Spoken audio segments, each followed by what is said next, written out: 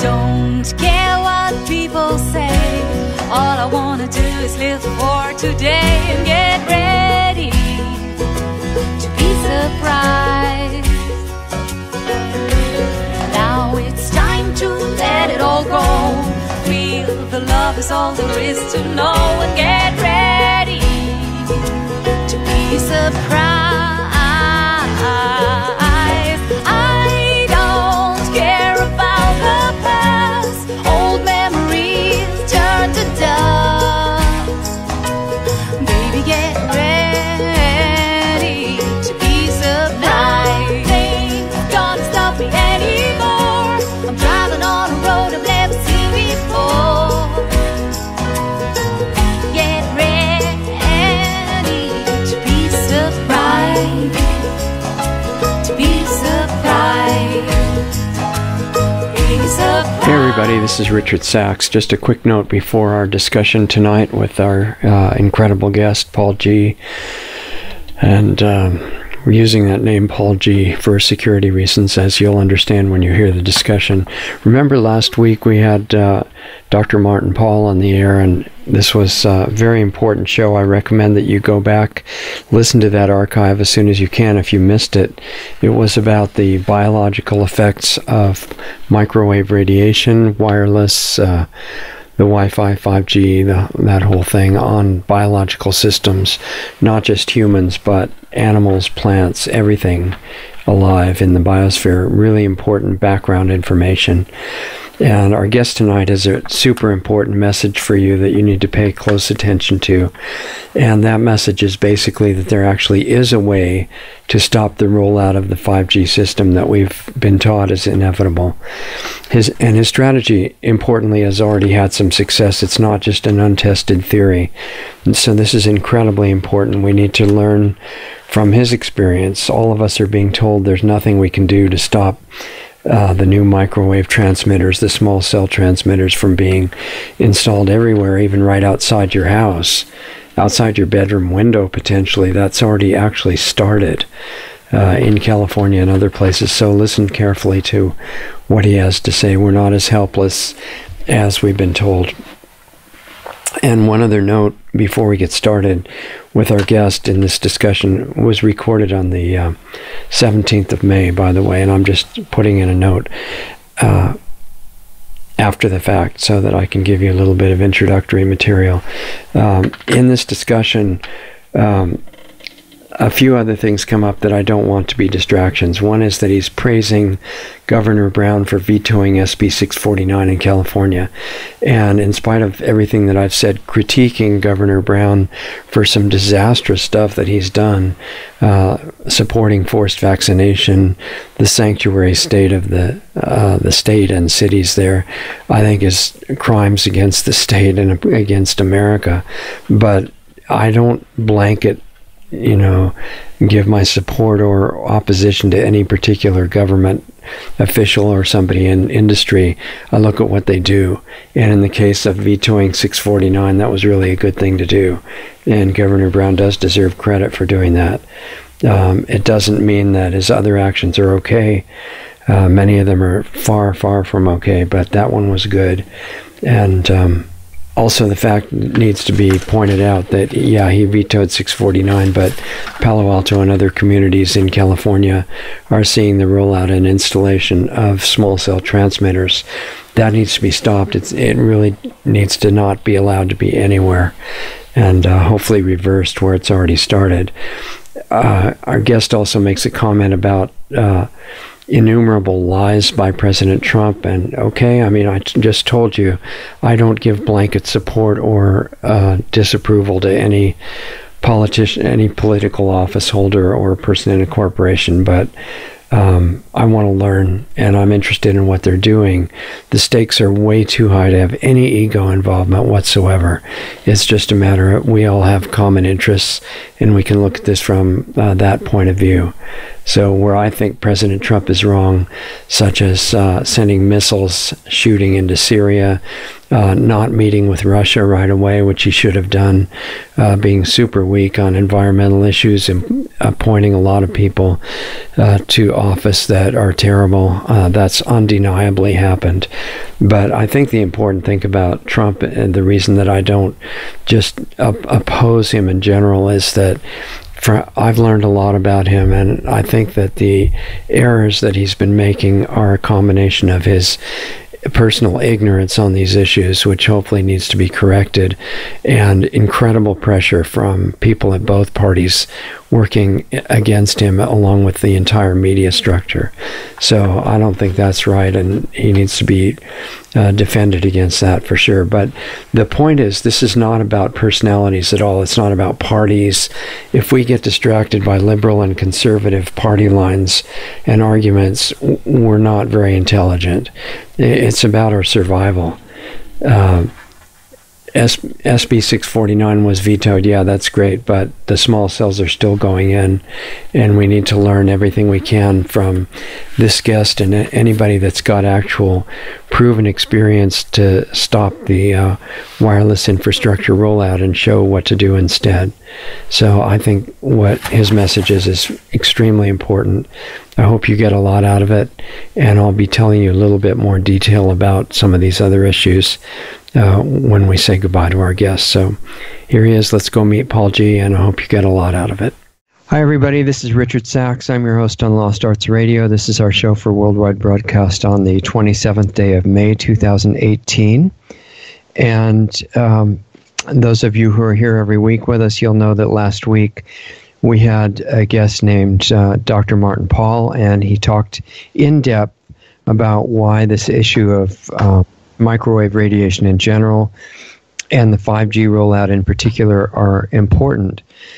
And we hear a lot about the fact that there's no proof that there's any damage really from microwave radiation. And we've had all these guests on, starting with Barry Trower in the last couple of years, talking about the fact that that's completely not true, and that microwave weaponry was perfected to a great degree before World War II, and it's a lot further along now, and essentially being used on the general public in the form of wireless communication and devices of various kinds. So it's an important issue, not only because of the damage that's currently happening, but because of what's about to happen in the ramping up of its intensity and the fact that it's going to be showing up pretty much everywhere if they get to do what the plan is.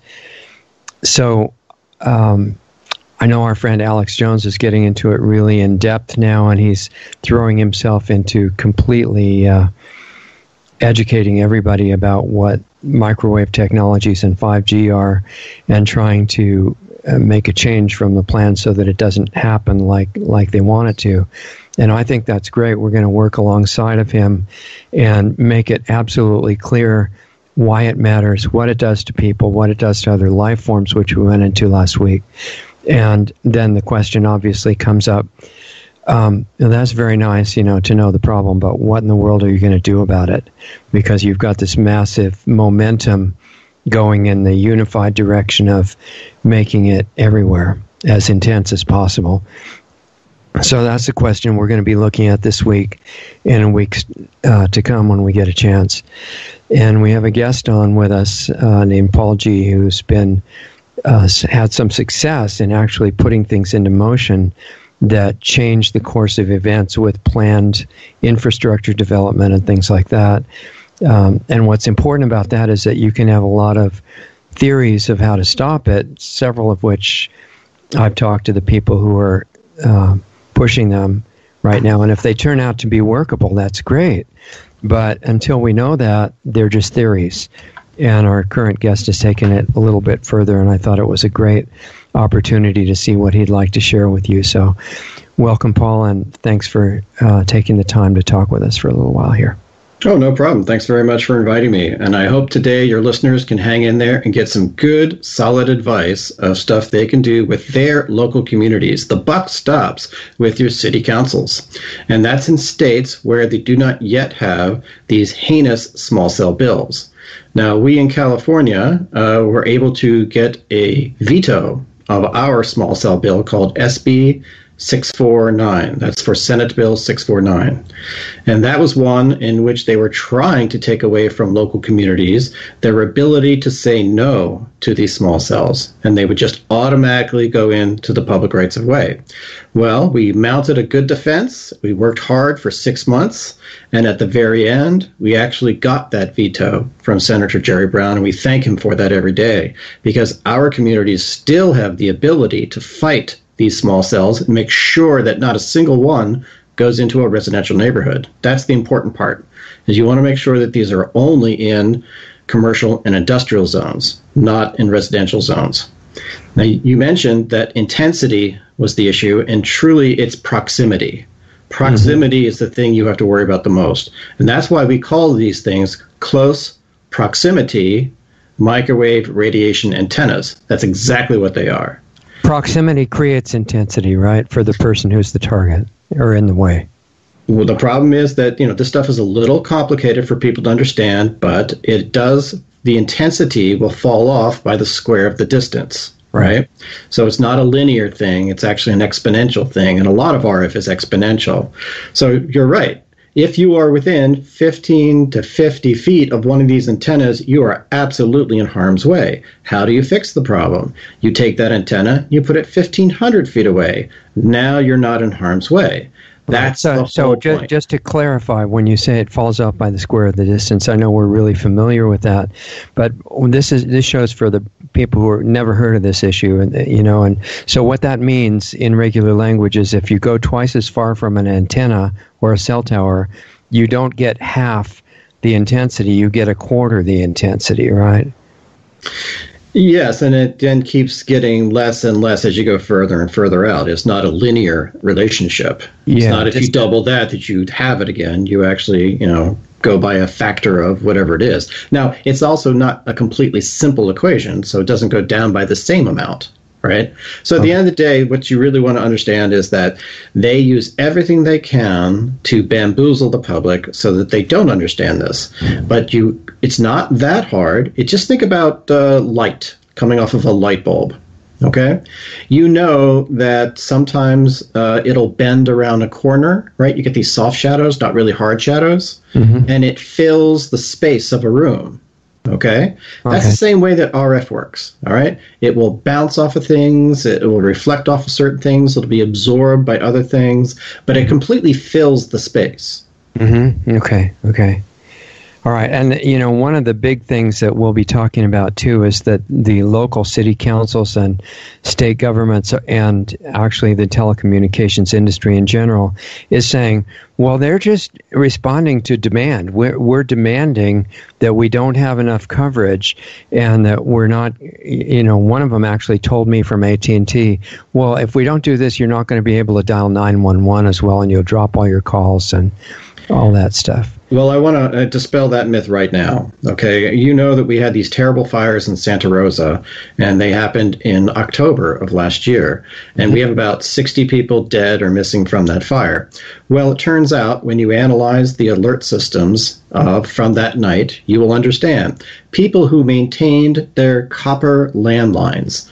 And those are ones that come straight to your home, either overhead or underground, and your phone plugs into it, and it doesn't require your phone to be plugged into the electrical outlet. A regular old copper landline can still work when the power is out. Right. And what happened was that those who got the reverse 911 calls on their copper landlines received warnings and got out. Those that depended solely on wireless alerts because they let go of their copper landline and they only had a wireless phone, they got no alerts. And those people died. That's a great illustration. I remember when we all had copper landlines. When the power went out, you just called the company to see what was going on. Now, if the power goes out for most people, you're completely without communication. That's correct. And that's the difference between a traditional they call switched landline and an internet protocol landline. So you're used to VoIP, voice over internet protocol. Well, that requires power. That requires your router to be working and the internet to be working. But a traditional landline will still communicate. Why? Because they have power generators that are far away from your neighborhood. that are the ones that are imparting the power onto the line. They do that for safety reasons. So if a whole neighborhood goes out, those with traditional landlines can still make and receive emergency calls. Right. So a lot of the current development in these systems is also making them extremely vulnerable to any kind of problem that comes up. You bet. There is no way to make a wireless alert system equal the safety of our already existing copper landlines. And they haven't spent money to update the copper landlines for years and years and years. And therefore, because it's part of your public utility, you have every reason to expect the price on that landline to drop to maybe $10 a month. And that way, everybody for $10 a month could have an absolutely good working emergency system, even if you never used it for outgoing calls. You only kept it there for the need to get an emergency call or make an emergency call, right? Yeah, isn't it interesting that in a lot of communities, they're actually tearing up the copper lines? They're not just letting them deteriorate. Well, this is all designed, okay? This is an actual long con put on the country by the telecommunications companies because they did the following. And I can cite California data, but this happened all over the country. We had a big deal going on in the early 90s. We had Al Gore and Bill Clinton talking about how we're going to have the information superhighway. And that was all about trying to get everybody a great high-speed internet connection right away. And everyone got excited about that. They thought that was a good thing. So the phone companies actually saw an opportunity. They went to the state of California and they said, look, if you just give us a few concessions here, we agree to spend billions of dollars to upgrade these copper landlines up to fiber optic. And that will give everybody 45 megabits per second down and up. And that will create the information superhighway. And that is a great public good. So we, as your public utility, are only asking you to do a few things. Please reduce regulation on us. Please allow us to add some charges to these phone bills. Please allow us to then go build this. And the CPUC signed up and said, sure, go for it. And in fact, they did. They put onto the phone bills anywhere between $5 and $7 per month per phone bill for everybody who had a landline all through the state of California. They collected $16 billion for the express purpose of upgrading the copper landlines to fiber optic for the purpose of bringing to our houses high-speed internet. Well, bait and switch. They never did it. What happened? Oh my God, it's fraud. Our phone company at the time was Pacific Bell. Pacific Bell was bought by Southwestern Bell Corporation. Those are the guys from Texas. They took a look at this program. They said, that's too expensive. We're not doing that. Cancel. And they said, okay, now we got $16 billion. What else should we do? Oh, look at this. We're going to build out our 4G network. Well, how do we do that? Let's see. The public utility collected the money for the public's purpose, and we have a private company over here called AT&T Mobility or Singular or whatever the name is, right? And so we have a need to get these towers built, but we have this pile of money over here. What do you say we just transfer it from the public utility over to our private company? Sure, we'll just do it. And then we'll try to figure out a way to erase the accounting rules. And they did. They stole the money. And this not happened just in California. This happened in New York. And today, in 2018, a multi-billion-dollar settlement right now between Verizon and the state of New York for doing exactly the same thing. These people should be put in jail for what they've done because they just want to be unregulated, to be able to charge whatever price they want, as opposed to being regulated where they must charge a reasonable price.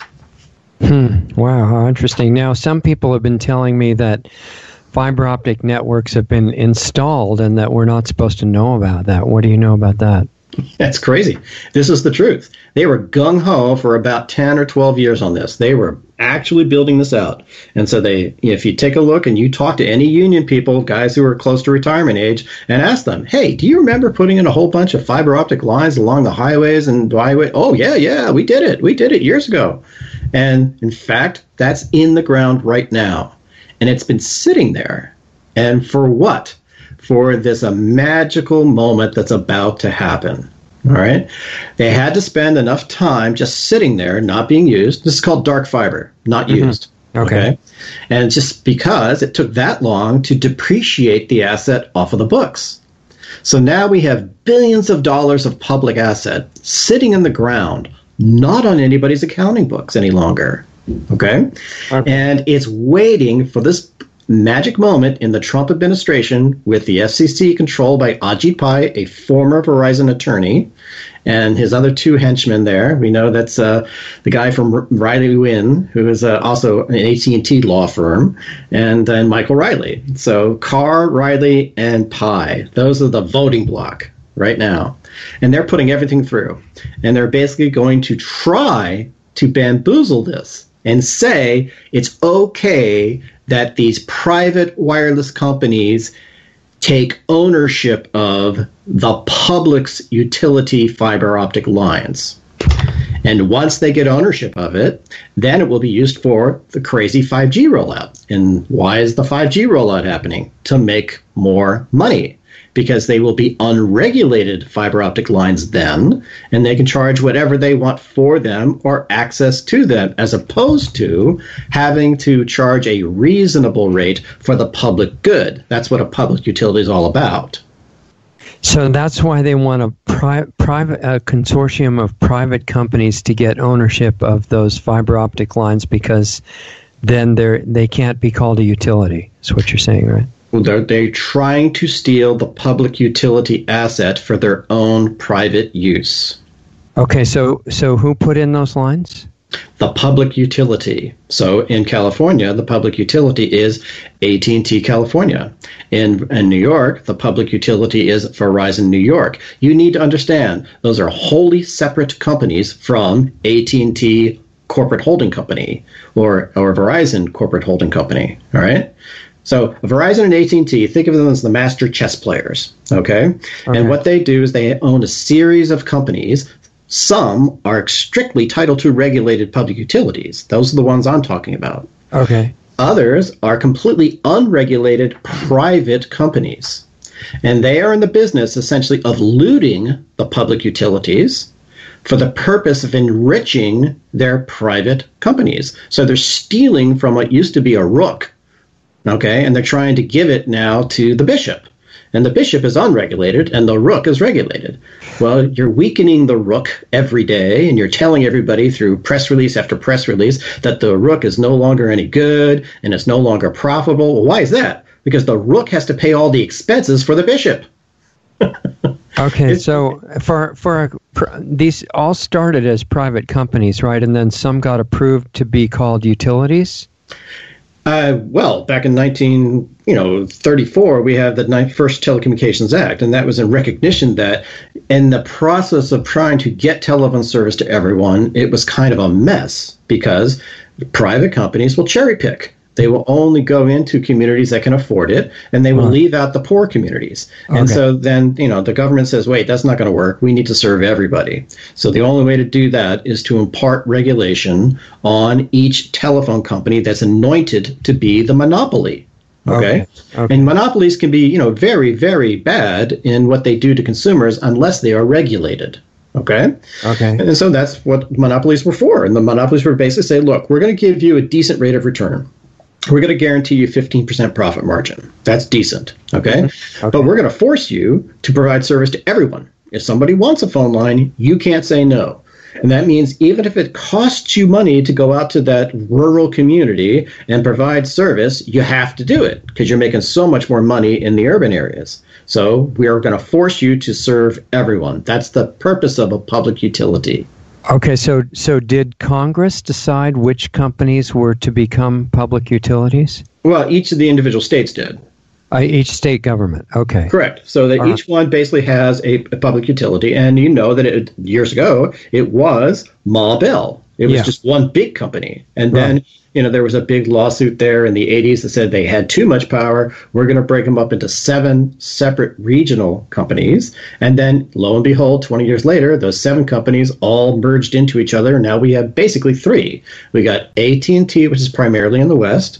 We have Verizon, which is primarily in the East, although there's some pockets around. And then there's CenturyLink kind of in the middle. Okay. So those are essentially the large remaining Bell operating companies. And then they resell services to individual smaller companies, okay, like Frontier Communications and these other guys, okay? Okay. So what you described a few minutes ago was a plan to escape regulation by saying, okay, we give up, we're just going to quit, and in the process giving everything they've got to an unregulated private company not recognized as a utility. Correct. So now you have these private wireless companies trying to have it both ways. They want to actually go into the public rights of way as a private company, and they want to have the benefits of a public utility without the obligations of a public utility. This is a crime. This should never happen. And this is collusion all the way from the local level up to the federal level, right? You bet. This is the benefit. This is the product of hundreds of millions of dollars of lobbying at our federal, state, and local levels, from the CPUC to the FCC. These are captured agencies that are dominated by the industries they should presumably be regulating. Okay. And who loses here? The public. Every time. The public loses every time. Just to give a clear translation of the word lobbying, is this bribery? No, I don't think I can say bribery. I think I have to say lobbying, because that's what they're registered to do. And how do they do it? They throw big parties. They have wonderful events.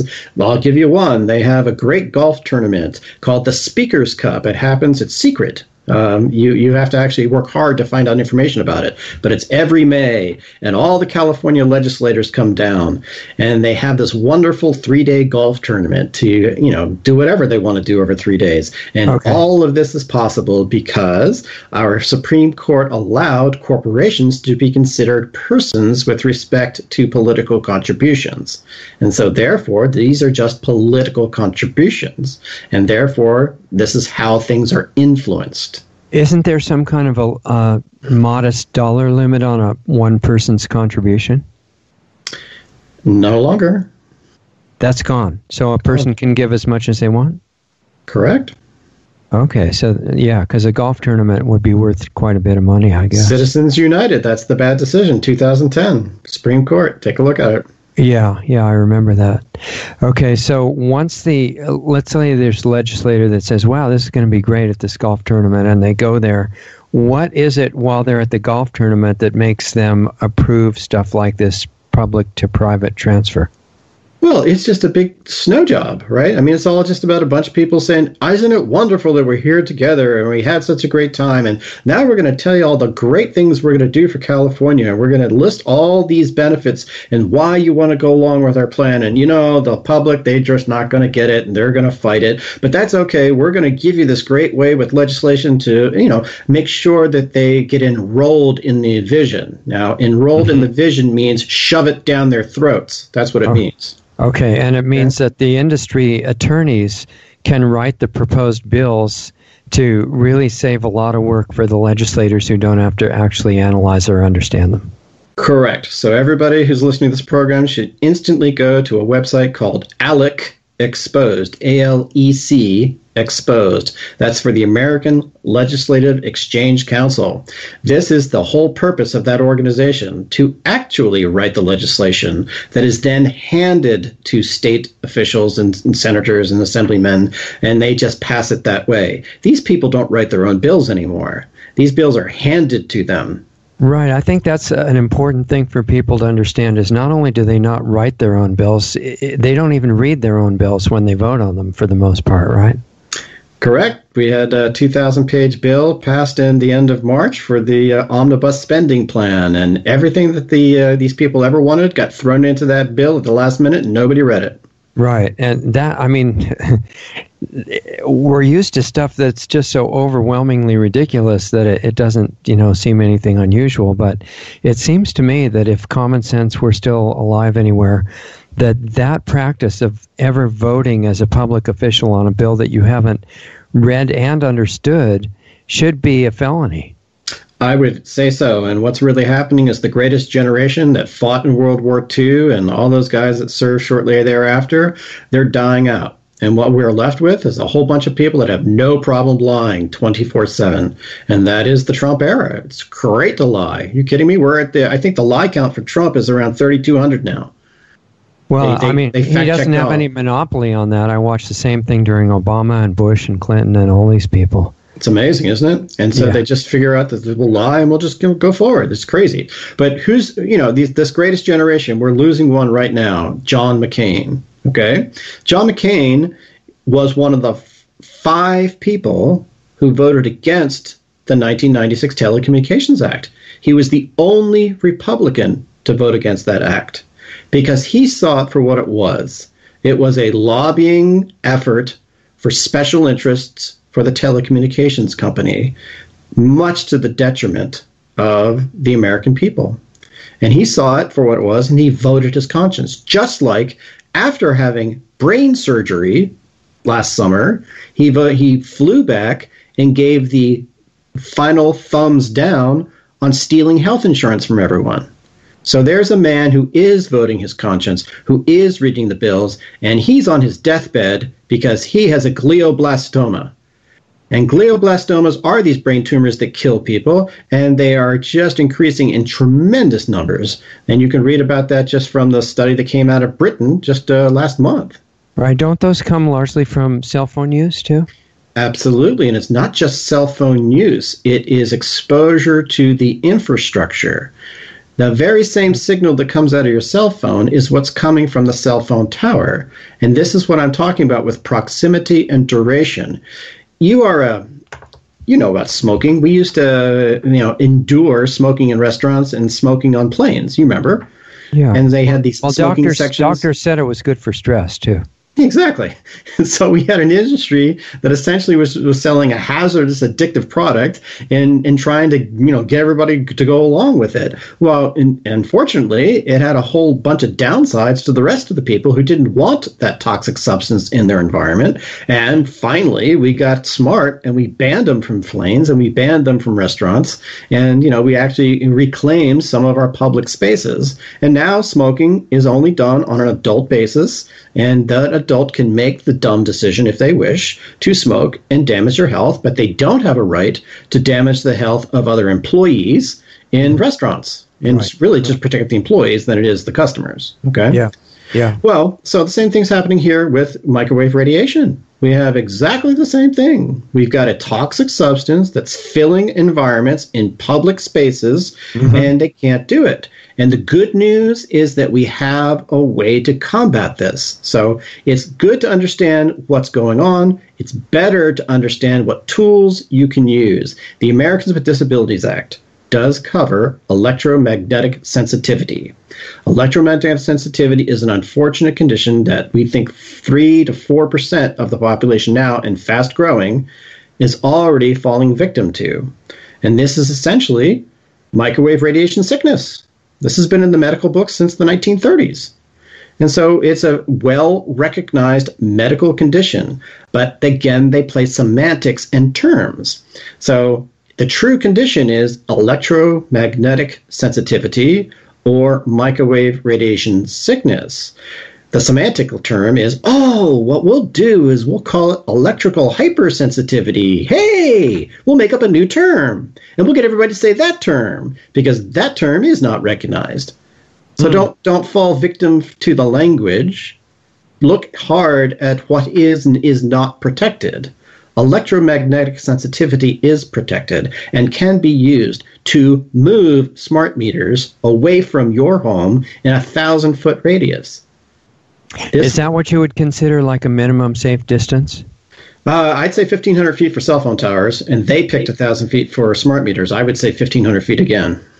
Okay. And that's why you look at the studies, and you can see that there is anytime you look at a cell phone tower and you track what are the cancer rates within a certain number of feet of the cell towers, you will see the cancer rates are much higher within 200 feet than they are at 500 feet. And then again at 750 feet, and then again at 1,000 feet, right? Each time you go out, a little bit less, still higher than the general population until you get out to about 1,500 feet. Then you start matching the general population.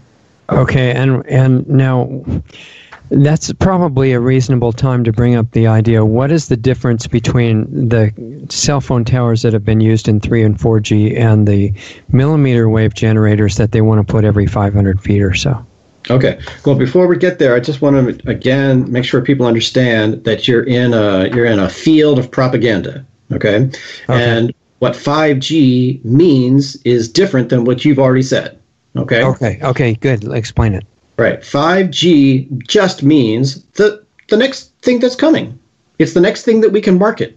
That's what 5G means. It's undefined, in other words. Exactly. There is no hard definition for 5G. They try to give you certain things that they describe as 5G, but what's really happening is different from that. Okay? So what's really happening? Okay? Currently today, we have a bunch of technology where we figured out ways to move more data from point A to point B. That's really the game here. Okay? Right. We want to move more data from this place to this place, and we want to do it faster. Got it. So what's the absolute best way to do that? Well, fiber optic cables. We've known that for 25 years. Yeah. You know? Fiber optic cables essentially are pulsing light. That's different than moving electricity along copper. It's much more efficient. There's not much resistance. It takes much less energy to move that data from point A to point B. So everybody knows that fiber optic is clearly the best. Even the wireless companies know that. That's why they put the fiber optic cable directly to their base of their towers, because they want to use fiber optic for the backhaul. There's no debate that fiber optic cables are the best way to move data from point A to point B. Not just fastest, but most volume of data as well, right? In every way, it is faster. It is going to at a higher volume. It's going to take less energy. It is much more secure. Okay, you can't actually intercept the signals going off a fiber optic cable unless you put a physical device on the fiber optic cable. Okay. As opposed to wireless, I can actually just, turn on my laptop and put a special dongle on and just take all the wireless traffic I want. Right. Okay. Right. So that for all the reasons, fiber optic is absolutely the answer. And so what do we want to do? We want to cry foul. We want to say, excuse me, you took our $16 billion and you kept it? And now you're trying to make us pay wireless? It's got data caps and it's dangerous and it's slower than fiber optic cable? No, thank you. Tell you what, while you have now stuck that asset in the ground that has been put off your books and it's within the jurisdiction of our city, we're claiming ownership of it as a public asset. Thank you very much. You're not going to get it, private company. How complete is the installation of the fiber optic? I mean, how many of small communities everywhere are already covered? Everybody has a backbone going by their community, pretty much. Now, not the far out rural areas, but every major population center, and I think the towns of 25,000 have a fiber optic backbone somewhere near them. Okay? All you want to do is take ownership of the fiber optic backbone that's within your jurisdiction. And every single community should do that tomorrow. When they do, now they're claiming an asset from which they can earn revenue. Because in order to use that asset now owned by the city, someone's going to have to pay you a reasonable rate to do it. Who are you going to charge, number one? All the wireless companies that want to use it. Now you start making this thing. How do you take that onto the city's ownership? I mean, how does that work? I have an example right here in my town. Okay, so if you have a neighborhood and they have designed to put in a cul-de-sac, all right, and so normally they'll claim maybe the first 6 feet of your property is for the public utility use. Okay. Well, in this case, maybe they claimed a lot more because they were going to build a cul-de-sac. Okay. Well, time passed. They never built that cul-de-sac. It's still sitting there. You maintain it. You're the ones that mows the lawn. You're the one that takes care of it. You walk past it as you go to your mailbox every day. So time passes and bang, if they haven't actually carried out their plan, well, then it becomes your land because you are the one maintaining it. Okay? Same thing happens with this asset. This asset's sitting in the ground, generally in public conduit. Okay, stuff that was part of the public utility, and it's just sitting there waiting to be stolen. And you say, "Oh, I'm sorry. Enough time has passed. No one's put this to good use. It's sitting here within our jurisdiction. We now have claim over it." That's interesting. Okay. Yeah, that's the play right now. Every city in the world should be talking to every union member that they have sitting around who's been recently retired and say, "Show us where this fiber optic cable is." So, because we want it. And we want it for the backbone of our municipal fiber network. The community of Nicasio came forward, and they actually got approval from the CPUC, and this was in the news just yesterday, in order to put in a fiber optic network to the rural properties of Nicasio. They are going to be enjoying 1 gigabit per second down in their internet connections in a very rural area because they raised about $750,000 of private money, and it's being matched now by some other kind of grant somewhere, and the CPC is giving this an okay. Okay, so the fact that the private company that was the utility put in the cable, but it was put in on city-owned or town-owned property, that's like somebody putting something in an easement maybe across your property, and then they never use it. And that similar, but you said a private company. It wasn't a private company. It was a public utility. Public utility, sorry. Yeah. Okay.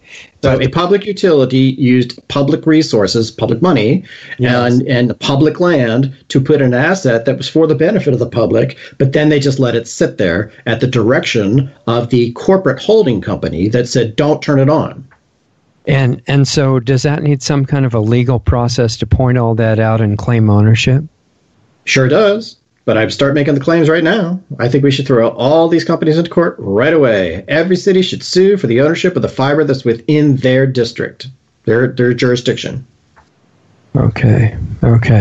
And then once they have that... Now we're talking. Now we're turning the tables. Now we're saying to everybody, "Oh, so you thought you were going to use all this fiber for your crazy 5G network, but guess what? You got to play ball with us first." Right. And then who pays for the next parts connecting that to all the houses and everything? Well, there's many different ways to do it. There are very successful communities, Longmont, Colorado, and Wilson, North Carolina, and Chattanooga, Tennessee, and lots of pockets of companies that have done a good job of saying, "Look, we're going to raise money from our community through a bond, and we're going to do the rest of the work, which is coming off of the fiber optic backbone to then go to all the houses." And when I say all the houses, I mean all the houses, not just those in the Tony neighborhoods, but to those in the lower income neighborhoods as well, because this is an issue of public utility. We should be treating people fairly and equally when you have this amount of public investment in here. Okay? Right. So they do that. They make sure it goes everywhere. That's the right way to think about this. If electricity needed to go everywhere, if telephone service needed to go everywhere, well, so does fiber optic internet need to go everywhere. Otherwise, you're disadvantaging certain classes of people. And that's exactly what AT&T and Verizon are doing. They are disadvantaging communities because they will never put these 5G networks into lower income neighborhoods, ever. They are only doing it to the expensive neighborhoods who can afford what they want, which is essentially to compete against Comcast. That's the whole game plan here. That is why there is 5G. It is specifically for fixed wireless television delivery. That's it. All these other benefits, driverless cars and telemedicine and all this other stuff they talk about, strict propaganda. You can go back to 1992 and read exactly that same propaganda that was trotted out on the cover of Time magazine in 1993. It's all there. Telemedicine, all the other benefits. Well, they didn't have driverless cars then, but other ones, right? Right. So the point is, you just have to be aware that these companies are very adept at propaganda. And essentially, they get it all to the media outlets. The media all reports it. People start drumming the same drumbeat and saying the same story, and they start talking about things inaccurately. Here's another inaccuracy. People think that there's a law somewhere that says, "Oh, we can't talk about health effects with respect to microwave radiation and cell towers. It's not possible. It's outlawed by law." I hear this a lot. That's what I was told by our city council, actually. Exactly. That's a false statement. That's completely wrong. And all you have to do is look at the 1996 Telecommunications Act and read it for yourself. We have these things on our websites. Let me mention them right now. There are two great websites everybody should go to. First one, easier to read, is called mystreetmychoice.com. And what this is doing is showing you the real fights that cities are putting up in California and winning to keep these 4G, 5G towers out of their neighborhoods. And we have a list of cities up there. And so we have Hillsborough, California, which did say no to all 16. They have to now go through a lawsuit because they were sued on April 30th by Crown Castle. We have Piedmont, California, did the same thing. They said no to 5 of them. They are also going through a lawsuit right now. We have Monterey, which said no to all 13, and that was never appealed. And all 13, we're talking about tower installations? Correct. Okay. In the Monte Vista neighborhood. And you can watch the video right on our website of the 2-hour discussion between those planning commissioners who actually did their job. They actually read the materials and evaluated it carefully and talked to the experts. And they came with a decision in that meeting to change the city's recommendations from approving these towers to denying these towers right there in real time. And you should watch it because you will learn a lot about this whole process. The answer is the public has power. It's just that it takes a lot of work and effort to get everybody motivated enough to show up. And you will see that the people of Monterey showed up. And guess what? They saved their neighborhood. Okay, now you're talking about the big towers, and what is the relationship between those and what we hear that they want to put these little ones everywhere? Okay, what I just talked about were the little ones. Okay. Oh, okay. So, I didn't know. So they said no to 13 little ones in Monterey and no to 13 what you call little ones in Hillsborough. Now, let me dispel the notion between big ones and little ones. Okay. You're used to things called macro towers, and macro towers are something that is maybe 200 feet in the air and has a bunch of antennas on it, and it's designed to go out, I don't know, a certain number of miles. Okay, right. And so, if and mostly this depends on how many people are there. All right. So imagine we have 2 macro towers. One is up in South Dakota, where there aren't many people. The other one's in the Bay Area, where there's a lot of people. Okay. So in South Dakota, because there aren't many people, when I spray out as far as I can go, the limits of this thing is about 35 miles out. Okay. So that means that I'm going to go another 35 miles and put another tower. And that way I get like a 70-mile area between these 2 towers that are somewhat covered by signal. Okay. Well, everybody can make a call. The only thing that's going wrong here is that there's only so many on-ramps. Okay. So in any tower, maybe there's 3,500 or 4,000 possible on-ramps. So if you have 4,000 people already making a call, well, 4,001 will get a busy signal and can't get through. And you have to wait for somebody to get off. Okay? So that's what they mean by a cell. Okay? A cell is just an area of the geography and how many calls are happening in that area of geography. Let's go to the Bay Area. If you tried to get one tower to go out 30 miles in the Bay Area, well, you're going to have a lot more than 4,000 people trying to make a call. So therefore, they're trying to do something different. They're trying to say, well, we'd rather only go out maybe a mile, not 30 miles. And so we'll put another tower 2 miles away, okay? And we'll try to cover that area because within that mile, hopefully, there's no more than 4,000 people trying to make a call at one time, okay? And now you go down to, oh, well, geez, now we got more than 4,000 people within this mile, so now we want to try to make it a half a mile and put 2 towers up. You know, and that's the game, all right? So they try to get smaller and smaller and smaller and smaller for that reason, okay? So this is basically the math works on that if each individual one is as strong as the big ones. Well, just think about it this way. If you have it, like Napa right now has something on the planning books for 60 small cells, quote unquote small cells. And I call them so-called small cells because they're called close proximity microwave radiating antennas. Very simple thing. Just look at the power specs. Okay? When you understand the inputs and outputs of the power, you will understand the truth of the matter. 3 small cells equals about 1 macro tower. Okay? So simple math. Here we have a project in Napa, California, and we are seeing 60 so-called small cells which is the equivalent to 20 new macro towers. Okay. Oh my God, 20 new macro towers in a town is a big deal. It's a major wireless facility. It should go through a complete public review and process, and we should figure out a way that we could do it with the least intrusive means. But hey, just because we call it quote unquote small, we're going to skirt all that. We're just going to not worry about public process. We're not going to worry about public review. We're not going to worry about anything. We're just going to put them in. Right. Well, that's what's happening. You're putting 20 macro towers into downtown Palo Alto and all the residential neighborhoods, and you're doing nothing for public review. That's a travesty right there. Okay. So do the small cells put out the same kind of radiation as the big macro towers? Exactly. They use the same antennas. Okay. So where did the story come that the millimeter waves are a totally new type of, radiation? That originated from AT&T and Verizon, and it is true. Millimeter waves are different from the current frequencies. It's just that they're not very good, right? The better frequencies are the ones we have right now.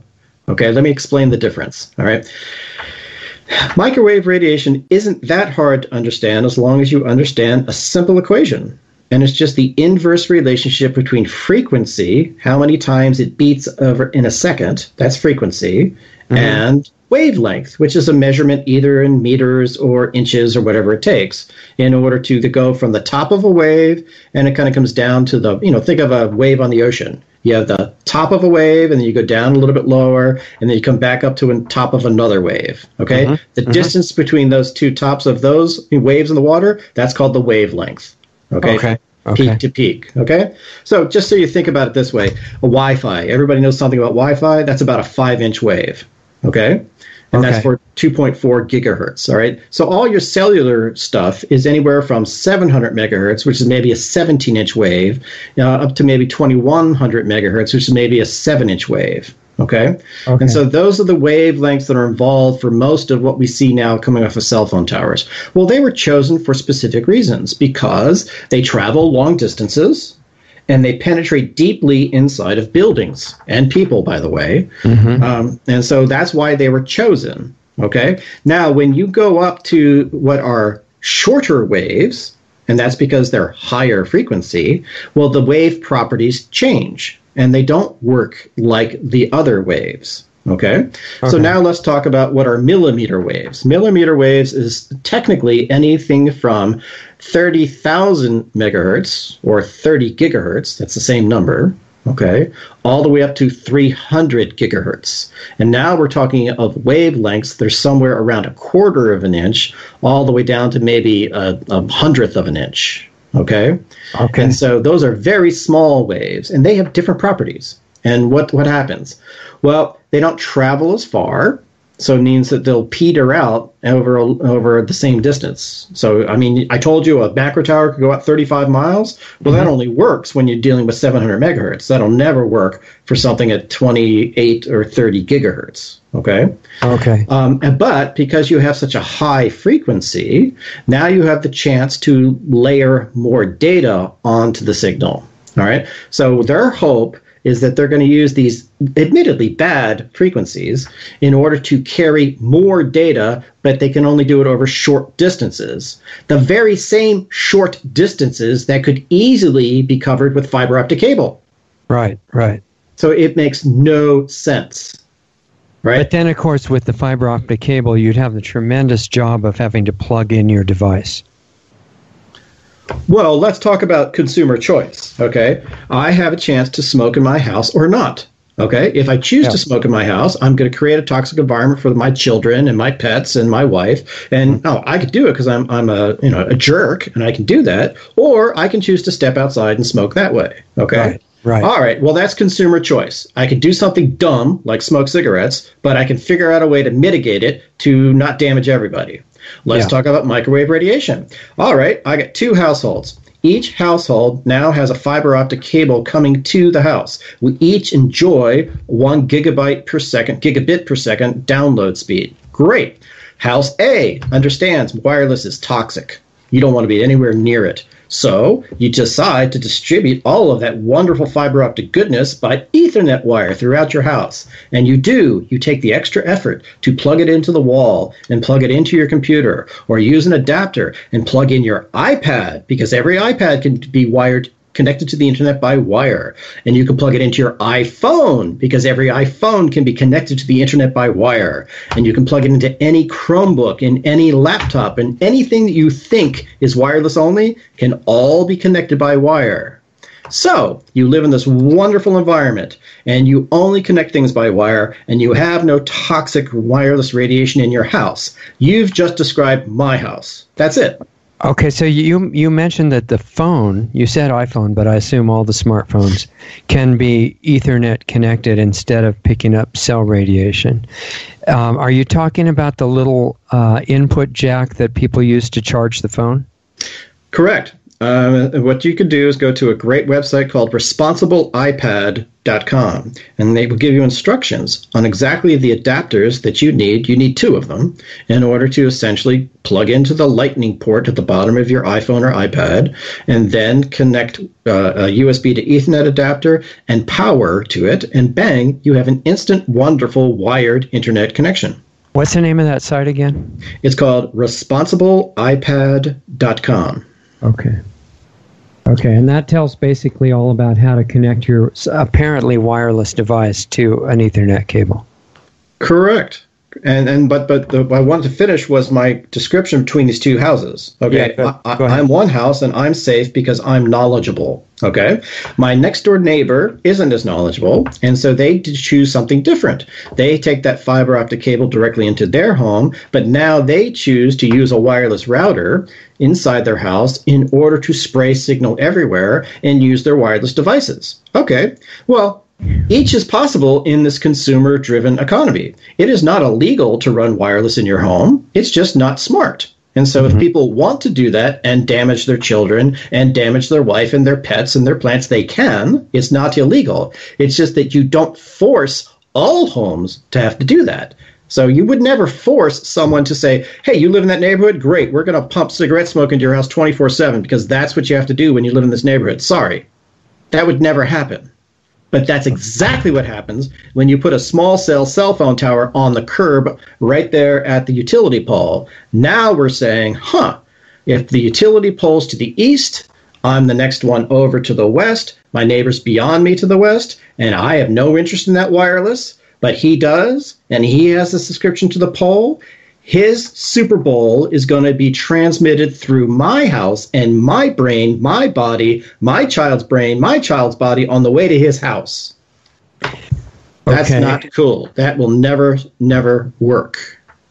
One thing I'm not following exactly is I got that the small cell transmitters are just called small cells so that nobody will resist them as much. But I want to go back to the megahertz and the gigahertz.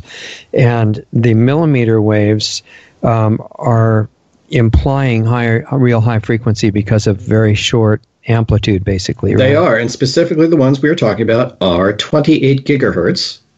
Okay. And that is already owned by Verizon. And that is just a little too long to be called a millimeter wave. I mean, 30 gigahertz is the cutoff. Okay. Oh, I see. But it's okay. But people still roll it into the same. So 28 gigahertz is what's owned by Verizon, and 37 gigahertz is what's owned by AT&T. And what do they want to do? They want to actually put an antenna on your house somewhere. Maybe it's on the roof, maybe it's at the window, maybe it's inside near your TV. And they want to blast from the pole directly to that antenna all of this 4K video, because they don't want to do what Comcast already did. They don't want to just lay cable or lay wire, right? Because they're too cheap to do that. They decide they're going to take the cheap route, and they're going to pollute everybody in order to get the signal from the pole to your house. Well, once it's on your house, well, then you have to come from that antenna by wire to some other place. That might be directly to your TV, or maybe it goes to a wireless router, and then you have another signal of wireless in your house. Okay? But that is what they're trying to do. They are trying to take market share away from Comcast or Charter Communications. That's what the whole play is for. And it is completely unnecessary because the city can actually come to the rescue. And they can say, well, let's read the Telecommunications Act and let's figure out that what we have to do is make sure that we don't have an unfair playing field. We can do whatever we want in our town as long as we don't create discrimination between economic players that want to provide services. Cool. So we are a town that really believes in being a green town and using energy efficient means to do things. So that's one of our values. We are a town that has residential character in the neighborhoods. We don't like industrial equipment in our neighborhoods. That's one of our values. And they just lay out all the values that you want for your community. And then you say to AT&T and Comcast and Verizon and all the guys, hey, you want a video service in our town? No problem. Lay cable, just like Comcast. Everybody has a chance to compete. And what do we have here? We have a wonderful fiber optic network that we're happy to lease to you so you can provide the service. But we're not cool about you owning the means of distribution as well as the content. We'd rather have you just deliver the content. And when you use our network, we're going to charge you a fair price, just like we charge Comcast, just like we charge somebody else, just like we charge somebody else. Everybody can share the network equally and fairly in our town because we're smart. Okay, and if you do that, what does that mean between... See, I'm still a little bit unclear about why do they need to go from the 700 megahertz or whatever the big towers were putting out down to the millimeter waves. Why was that even necessary? Well, that's a very good question. Is it necessary? The answer is it's not. And you will realize that this whole 5G push is essentially a smokescreen. And the bottom line is they're going to be able to get all of their goals and objectives done with 4G. And so the very same thing they want to do with 5G, they can already do with 4G. In fact, they can do it better with 4G because the people already own all the devices that can talk to 4G. They don't have to go out and buy a bunch of new devices. Maybe that's one of the reasons they want 5G, right? I honestly think that 5G is going to be in a few pocket areas. There will be a demonstration once in a while. It'll happen around a Super Bowl or the Olympics. But I really don't think 5G is going all over the place that they say it is. Okay? They are using this as a real estate play. They are using it as the reason for them to grab property close to your house. Once they do that, now you're in trouble. Why? 3 things. There is a transfer of liability. This is the part of the chess game that hasn't been laid out by anybody other than the state legislators in California who were informed by Attorney Harry Lehman's letter that's on our website. He figured it out, and he explained it to all the legislators. When the legislators finally understood this, that's when the votes started to change. You know, the Senate was 32-1 in favor of this bill the first time through, but it came back through, they were 22-18. We almost defeated it in the Senate. And the main difference there was the analysis put forward by Harry Lehman. Here it is. It's the doctrine of fixtures. If you are a tenant and I'm the landlord, and you lived in my place for 2 years, and you put in this really nice custom bookshelf, and you nailed it to my wall, and you had your books in it, and you really enjoyed it, and then you had to move out, and you forgot to take the bookshelf. All right, so you come back 2 weeks later after you've moved out, and you say, hey, I'm here to pick up my bookshelf. And the landlord will correctly say, oh, I'm sorry, that is my property. You permanently affixed it to my home, the building that I own, and so it is now my property. Doctrine of fixtures. Mm-hmm. Same thing's happening here. You have a municipally owned utility or light pole. Palo Alto has both because they have their own municipal utility down there. It's just Palo Alto Electric. Right. And now you have public property, and you're allowing the melding of private antennas and extra equipment onto your public property. And guess what? Every single one is going to pay you a nominal rental fee. Bing! The city is the landlord. The wireless company is the tenant. They have just transferred the liability for that equipment onto the public. What is the liability? These people are facing hundreds of millions of dollars in losses because of the damage from radio frequency microwave radiation. They disclose this to their own investors.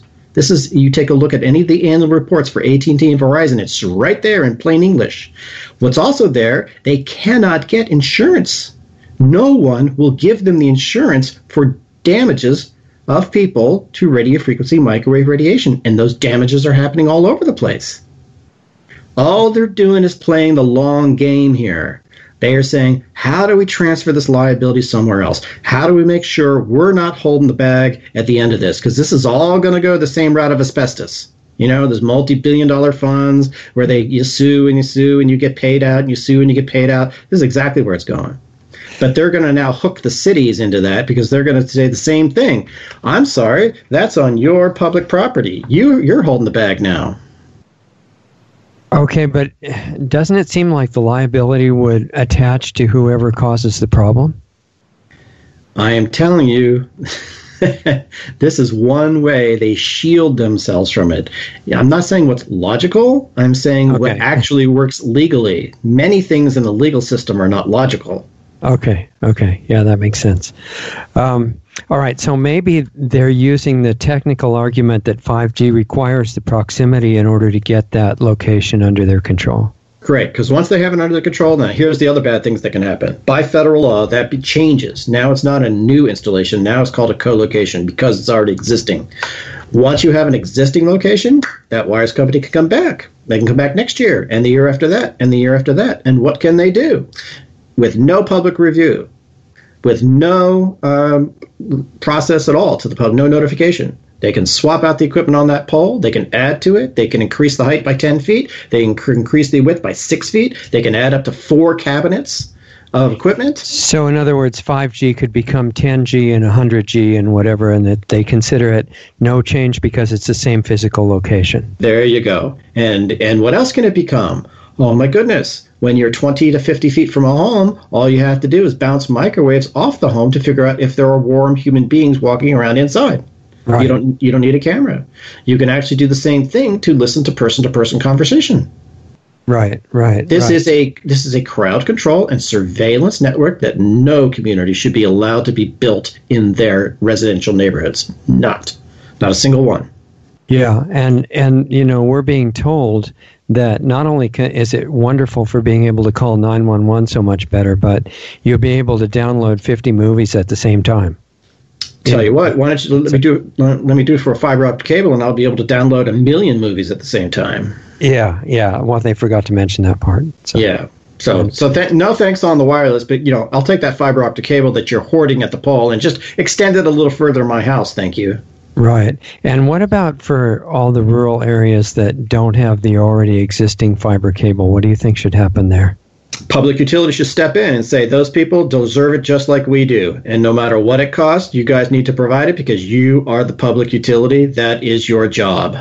Okay, so they'd get a price approved that would cover the rural installation, basically. Oh, and what we're going to do is identify the $16 billion that you already collected and misappropriated, and we're going to make sure that that fund gets put back into the public utility, and you're going to use that money first. Yeah, that's a brilliant idea. Okay, so... now, we're talking about companies that are logging $160 billion in revenue every year now. $16 billion is not even going to make a difference to them. Yeah, they'll still be able to cover their bills and things like that. Exactly. So these people make more money than God, so don't allow them to do such cheap executions. And one other thing, when you have a corner and you have 4 nice homes on that corner and you put that cell phone tower there right on the corner, instantly, let's just call them $800,000 homes. This is California, all right? $200,000 off each of those homes. Yeah. Bang, instantly. And we see it happening for real. In Oakland, 6501 Pine Needle, the guy gave up. He sold his house. Now, does that drop in property value, which has to be perception of value on the part of the public, does that indicate a growing awareness that the close-by cell towers are not a good thing? Absolutely, because everybody knows they're ugly, they're intrusive, they're hazardous, they're noisy. There's nothing good about living next to a cell phone tower. Right. People know that. You mentioned the idea that they're noisy. several people have questioned whether the power supplies they're putting at these so-called small cell locations are actually matching the power needs of the equipment, or whether they're much bigger than they need to be. Oh, I think they're much bigger. So what's that? Why would they be doing that? Because it costs them more to put in bigger power supplies. Oh, well. Let's talk about that. Okay. Okay, so what we know is that these things can spew out radiation, and they can do it at all kinds of frequencies, right? Because they have the right to come back and put whatever equipment they want on there. So whether to do the job is better for this frequency or that frequency, they have complete freedom of what they want to do. All right. Yeah. So now it's just a question of power. So if you know that there's an active denial system that's already up on the web, it's on our website, and it's a military weapon that's created at 90 gigahertz that essentially will disperse a crowd, and it will actually create permanent damage on the people. It won't kill them, but it will create permanent damage to them when they do that.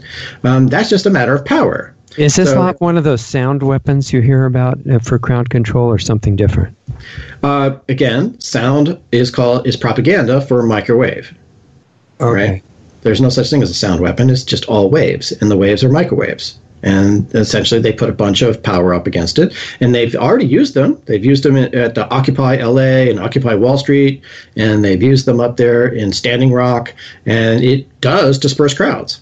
Does it sound like a loud noise to the people that it's used against? It depends on exactly which frequencies they're using. It could sound like a loud noise, but it doesn't have to sound like anything. But you will feel it. Could be silent, in other words. Oh, definitely silent if it's not in an auditory frequency. Okay? And most of microwaves are not auditory, right?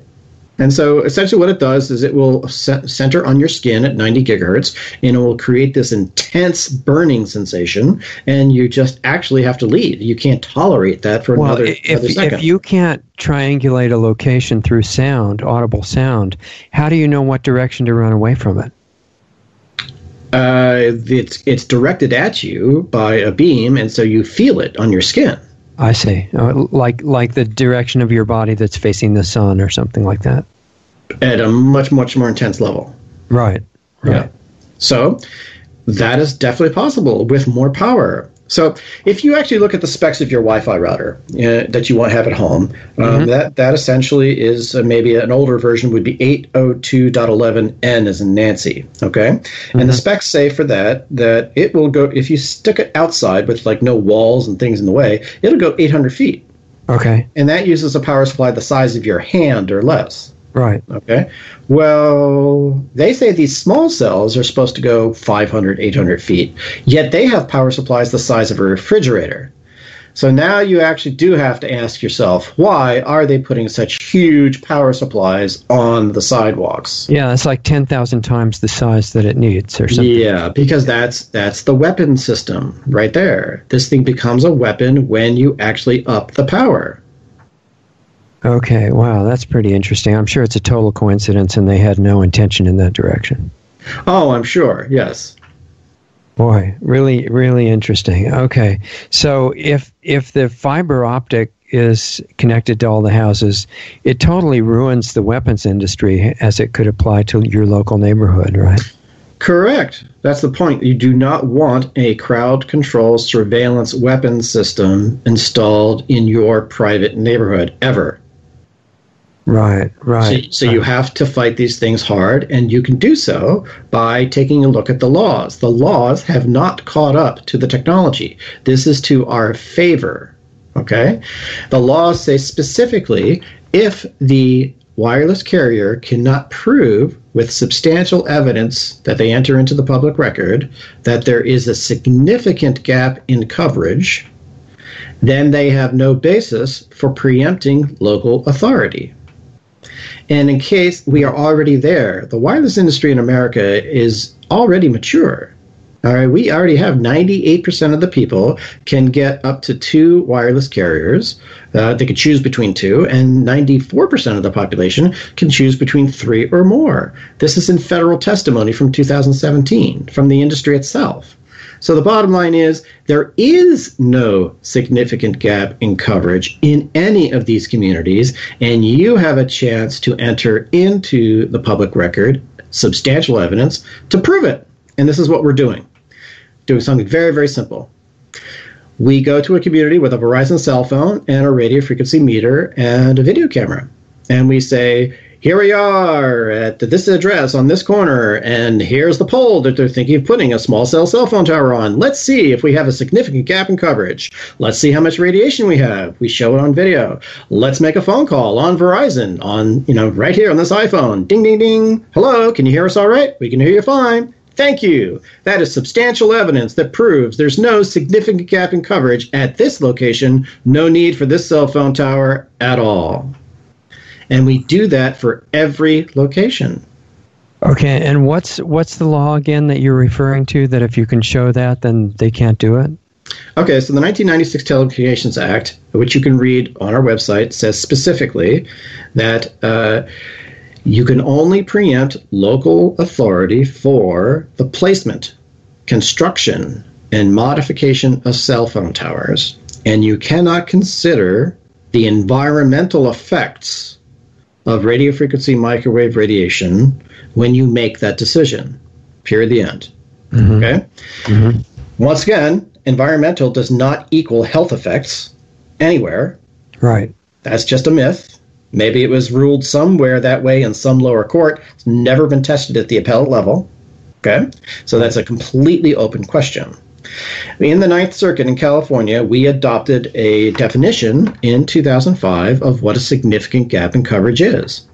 And it was the first time the issue came forward to our appellate court, and they decided to look out among the other districts, and they picked one that they liked. And the one that they used is every wireless carrier has the right to install antennas in order to close a significant gap in coverage. And they went further, and they defined what that significant gap in coverage is.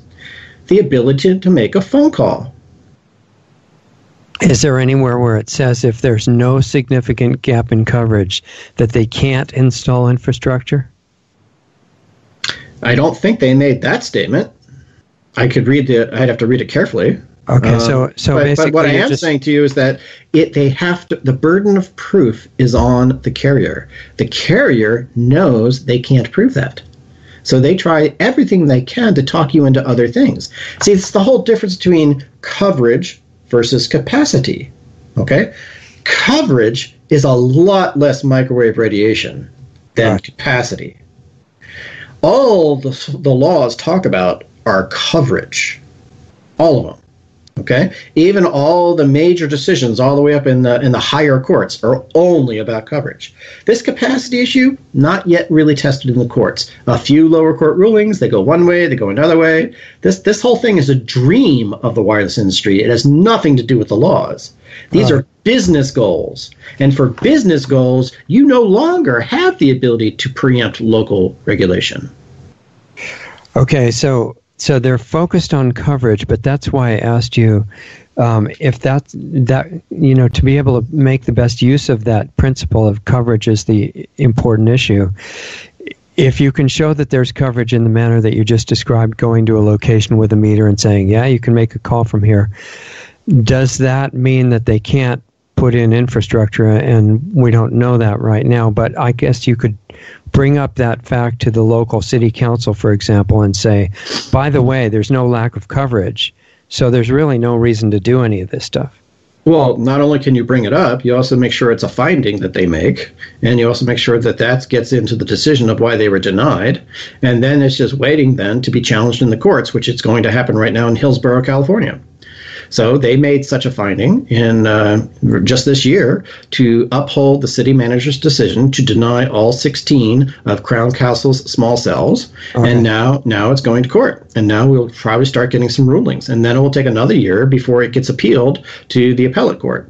Right. That's going to be really interesting. Well, it will be. But in the meantime, you need to do everything you can to make sure that nobody installs one of these things in your neighborhood. Exactly. Now, what about when they talk about, in pursuance of their idea that this is all responding to public demand, what about when they talk about the idea that we're going toward this concept of the Internet of Things? Again, it's a business concept. There are no laws about the Internet of Things. This is just somebody's pipe dream of what should happen. But there's no laws about it. Right, making every object on the planet into a transmitter and a receiver. I'll never do it in my house. That would be the dumbest thing I can imagine. Yeah, that's right. I totally agree with that. But I know that they're saying, in fact, who was it? The last FCC chief was saying that there's going to be so much demand that if we don't start installing all these things now, we're going to be falling behind all the other countries and losing out on all this tremendous economic activity, which he said was Wheeler said that's damn important. You look, these people say all kinds of things. You know, at the end of the day, why should you believe them? Right. Well, because they're in the government and they never lie. Oh, yeah. Okay. So let's talk about what we can do to actually give ourselves back all of the bandwidth we need. Okay? Here, it's very, very simple. Okay? Nobody needs to watch television in the bus. Nobody needs to watch television walking around town. Okay? Hey, in our town, we're not going to allow you to actually stream video. Cool. Go home and watch your video because you got a nice fat fiber optic cable pipe that will put it to you. You can watch it all you want. But no, we don't think it's a socially good idea to have people glued to their screens and watching TV out and about. That's frivolous.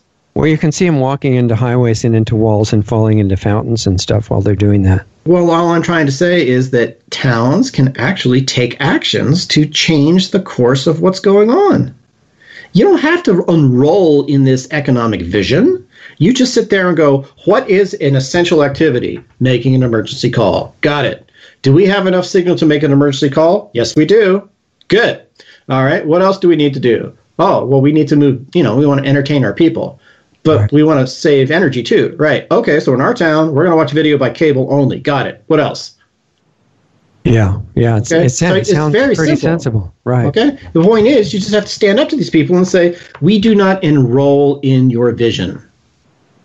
We have our own vision because we are our own town. And we have our own ability to establish what is a residential zone in our own town. And wireless video does not fit into our vision. Now, we're fine with you providing a competing video service. That's cool. We're going to give you a way to do that. But we're not going to allow you to pick losers in our town indiscriminately. Okay. And when you put a cell phone tower in our town, you're picking on 4 people around that cell phone tower right now. We're not going to let you do that. Right. And when you're saying this, we're not going to let you do that. You're speaking as if you were an enlightened local council member, for example. Exactly. A local council member that has done a good job to actually change their municipal code to give them the power and the tools they can use to protect their town. Right. We have towns that are saying no thank you to these things. Yeah, I think that's pretty important. Do you want to talk about the website that you referred to several times? Say what's on that. Well, there's 2 websites. One is mystreetmychoice.com, and essentially it's an on-ramp, if you will, and it's just an easy introduction to what you can do specifically in your town. Okay. And what we're happy to do is for any California city that wants to fight this whole thing, we'll put a page up there for you. And it's just a place that you can hand out on flyers and say, go to the site and learn more. And whatever your next steps are, we'll put it up there for you. So it's a simple, easy thing. It then connects back to a much deeper website, and that is called scientistsforwiredtech.com. Scientists plural, number 4, wiredtech.com. And that is the site that was put up as we were fighting SB 649 and also at the federal level. I've been lobbying against this intensively for about 14 months now. And so I've given up my income for a year in order to do this. This is my public good back to the world, okay? To try to get some sanity in this process and understand that you don't have to knuckle under to every one of these economic business agendas. Clearly, there are public utility needs. Clearly, there are needs to have wireless service. We're not saying there's no needs. We're saying that the wireless service needs have already been met, and therefore you don't need any additional wireless service needs in order to allow the watching of video. We can all make wireless emergency calls, period, the end. We can already do that. We don't need more. When you say the wireless needs have already been met, how do you factor in all of the relatively new disguised cell towers put in the middle of schools and churches and places like that? I would say none of them should be put in. They're not needed. What if they already are all over the place? You fight as a community to get them down. People of Oakland fought to get one down off of a fire station. You do understand that there's a specific exemption for firefighters against cell phone towers being installed on their facilities, and they got that in 2015 at the California legislature because they brought substantial evidence in the public record to the authors of the bill showing brain damage of the firefighters who lived and worked near these towers. What's the best place to look at the documentation of that to use it as an example?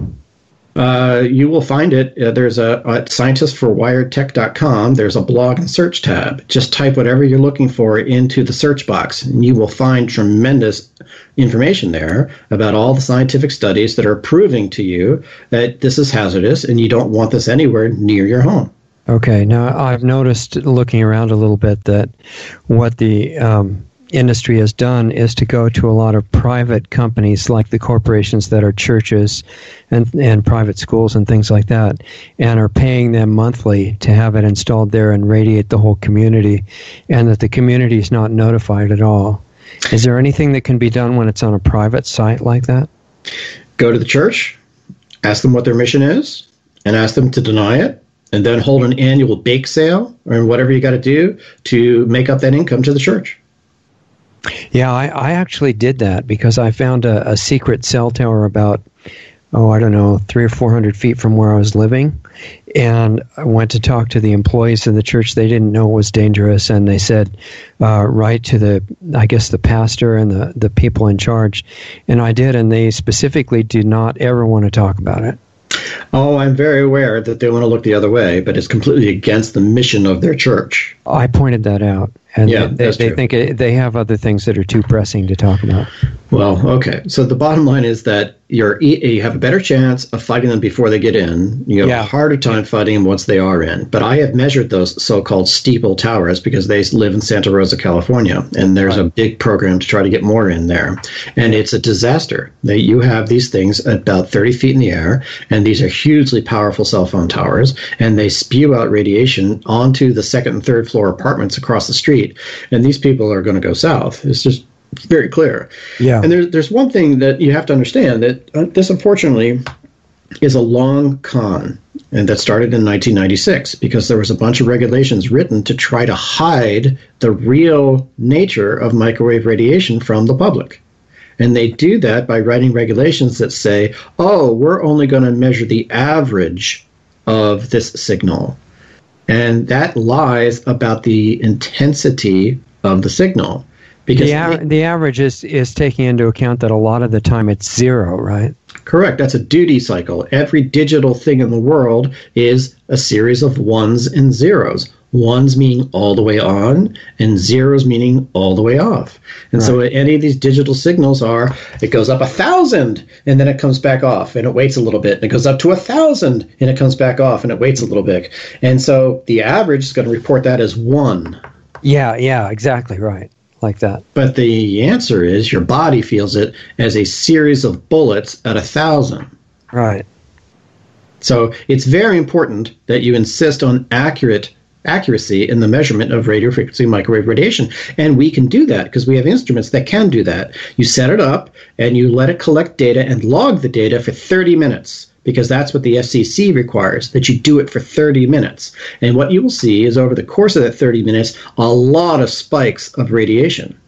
And then you can do something very simple. And this is because we got the FCC and federal OSHA to agree to the process of how do you measure total microwave radiation over time, not just the rate at which it's coming at you. And we did that in order to satisfy an OSHA claim that I filed against our school system for indiscriminate microwave radiation from Wi-Fi in our classrooms.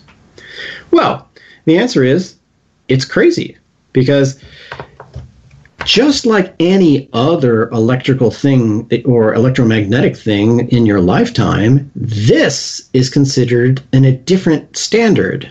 So if you have a toxic substance, do you really care the fact that you're getting just a little drop every 2 seconds of that?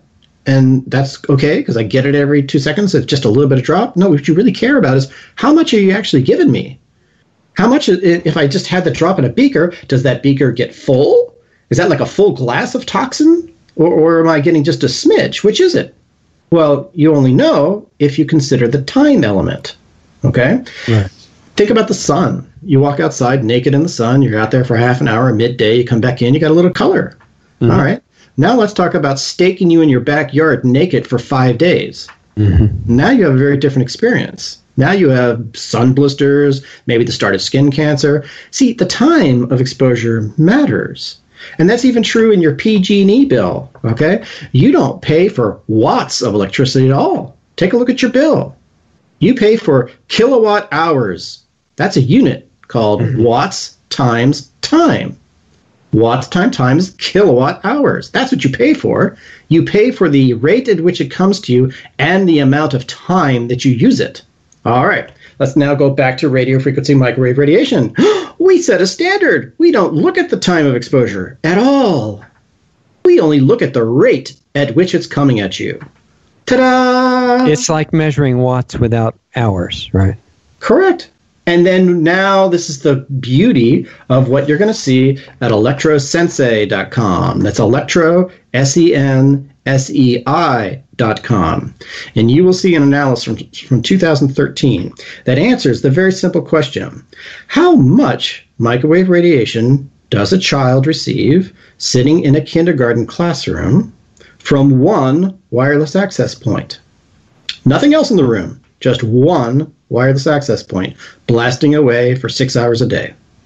You will see an animation, and it will show you, using the analysis agreed to by the FCC Office of Engineering and Technology, agreed to by our federal government's Federal OSHA office, Dr. Jeffrey Lodwick, the very equations that we agreed would answer that question. And, not surprisingly, it uses a different unit. It doesn't use microwatts per square meter.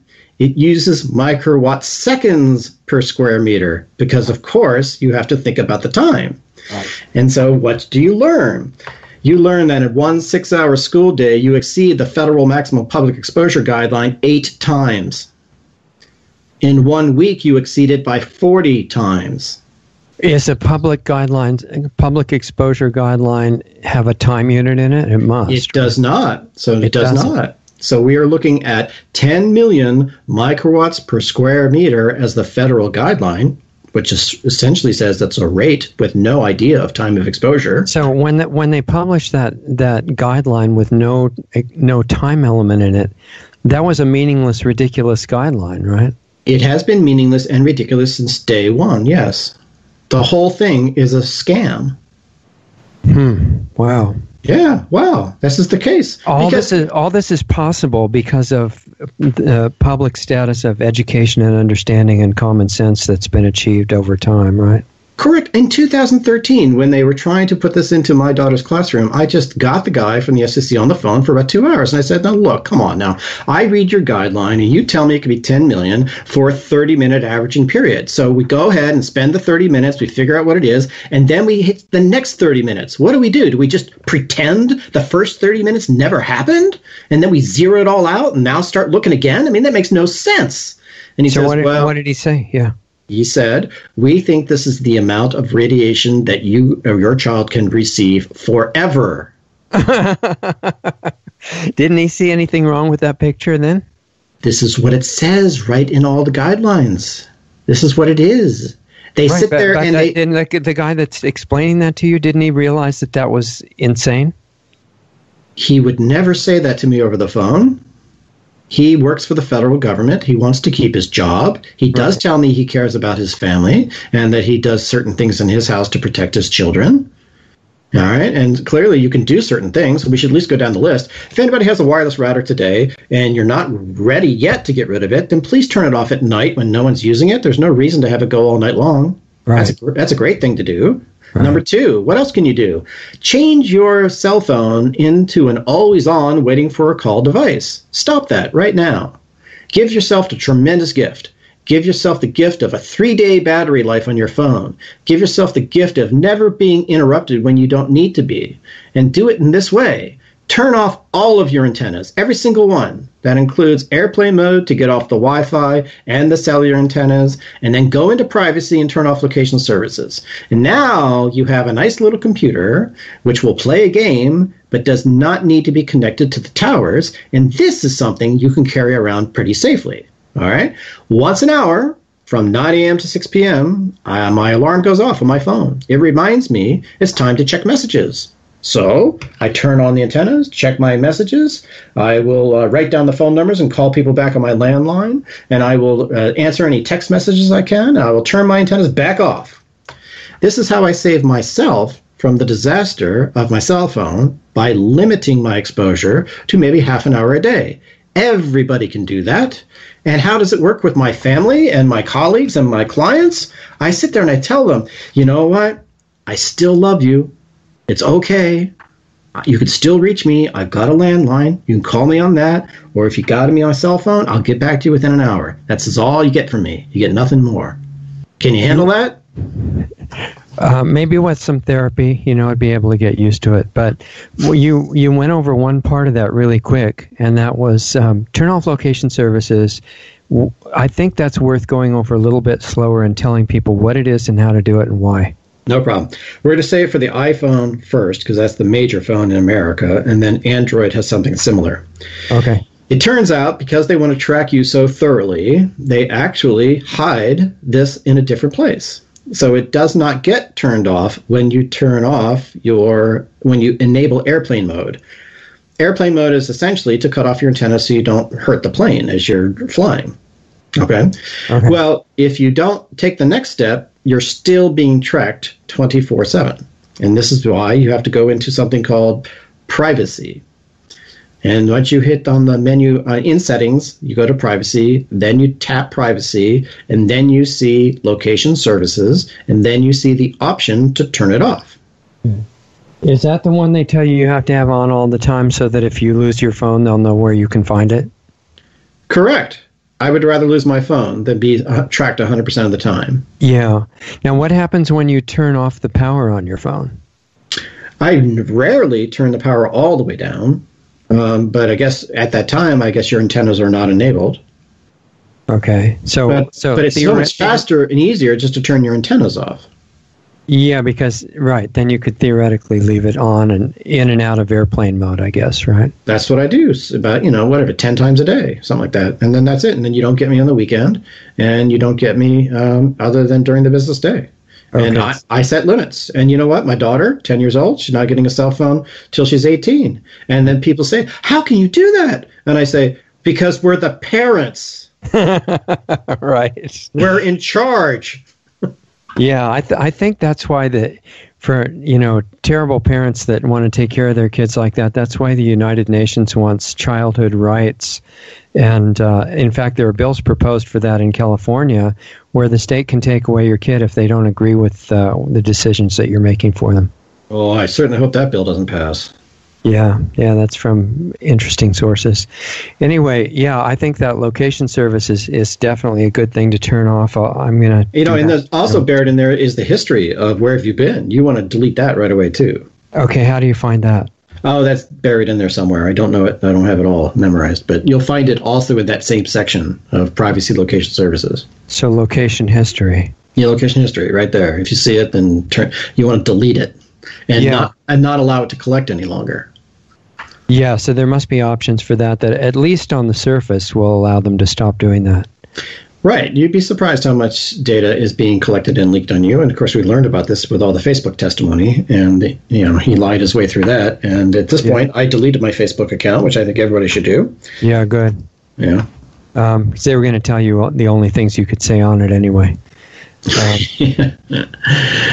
So I think, those are some of the major things that I have to share, that the communities are winning.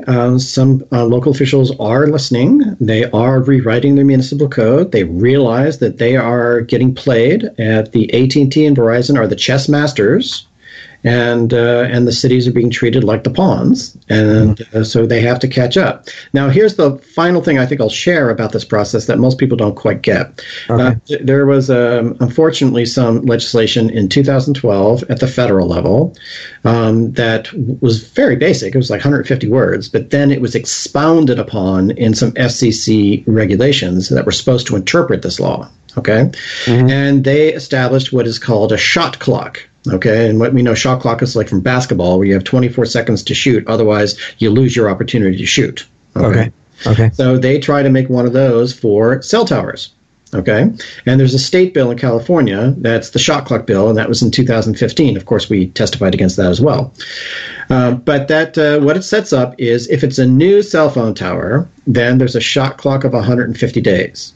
Okay, and if the city doesn't do what it's supposed to do within that 150 days, well then, bing, automatically it's deemed approved and the guy gets to build his tower. Exactly, yeah. And in a co-location facility, it's now either 90 or 60 days, depending on how you interpret it. Okay, and that means within the first 90 or 60 days that the city doesn't do what it's supposed to do, then bing, instantly it's deemed approved and they get to do that. The key thing is to understand how they manage the shot clock. Okay. And your city, and you have to do this as a citizen, unfortunately. You have to check your city every week and say, do we have a new application? And they'll say yes or no. And then you go, if it's a new application, then we need you to write a letter instantly to that wireless company to tell them in what ways the application is incomplete. Because clearly, almost every application that comes forward is incomplete. They try to have the least amount of information on the public record that they can, and they leave off all the important information that is needed. And they do this as the game. Okay? So if your town does not write that letter, then the shot clock keeps running. If the town writes that letter, then the shot clock stops. Okay? And so the point is now whatever time it takes for the wireless company to get all their information together is going to happen without a shot clock running. And guess what? This wireless company never wants to come forward with all the information. So you may have a really good technique right now of stopping it all because you insist them bringing forward all of the information that's required. Here's what they don't want to bring forward. They don't want to do an actual RF analysis of the community to see what in fact the levels are right now, because they actually have to do that. They have to actually not just make airy-fairy projections of what they want. They actually have to state, hey, this is what it is right now, and we measured it, and this is what it will be later after our stuff is in. And so we're going to make a projection of that, and then later we have to come back and prove our projection was right by measuring it again. Okay. Is that on all the applications already? This is in the federal regulations. So it should be on all the applications. It should be on all the applications, of course. And so you make sure your town puts it as one of the requirements for building any cell phone tower. Okay? Because here's the problem. This is the whole thing about significant gap.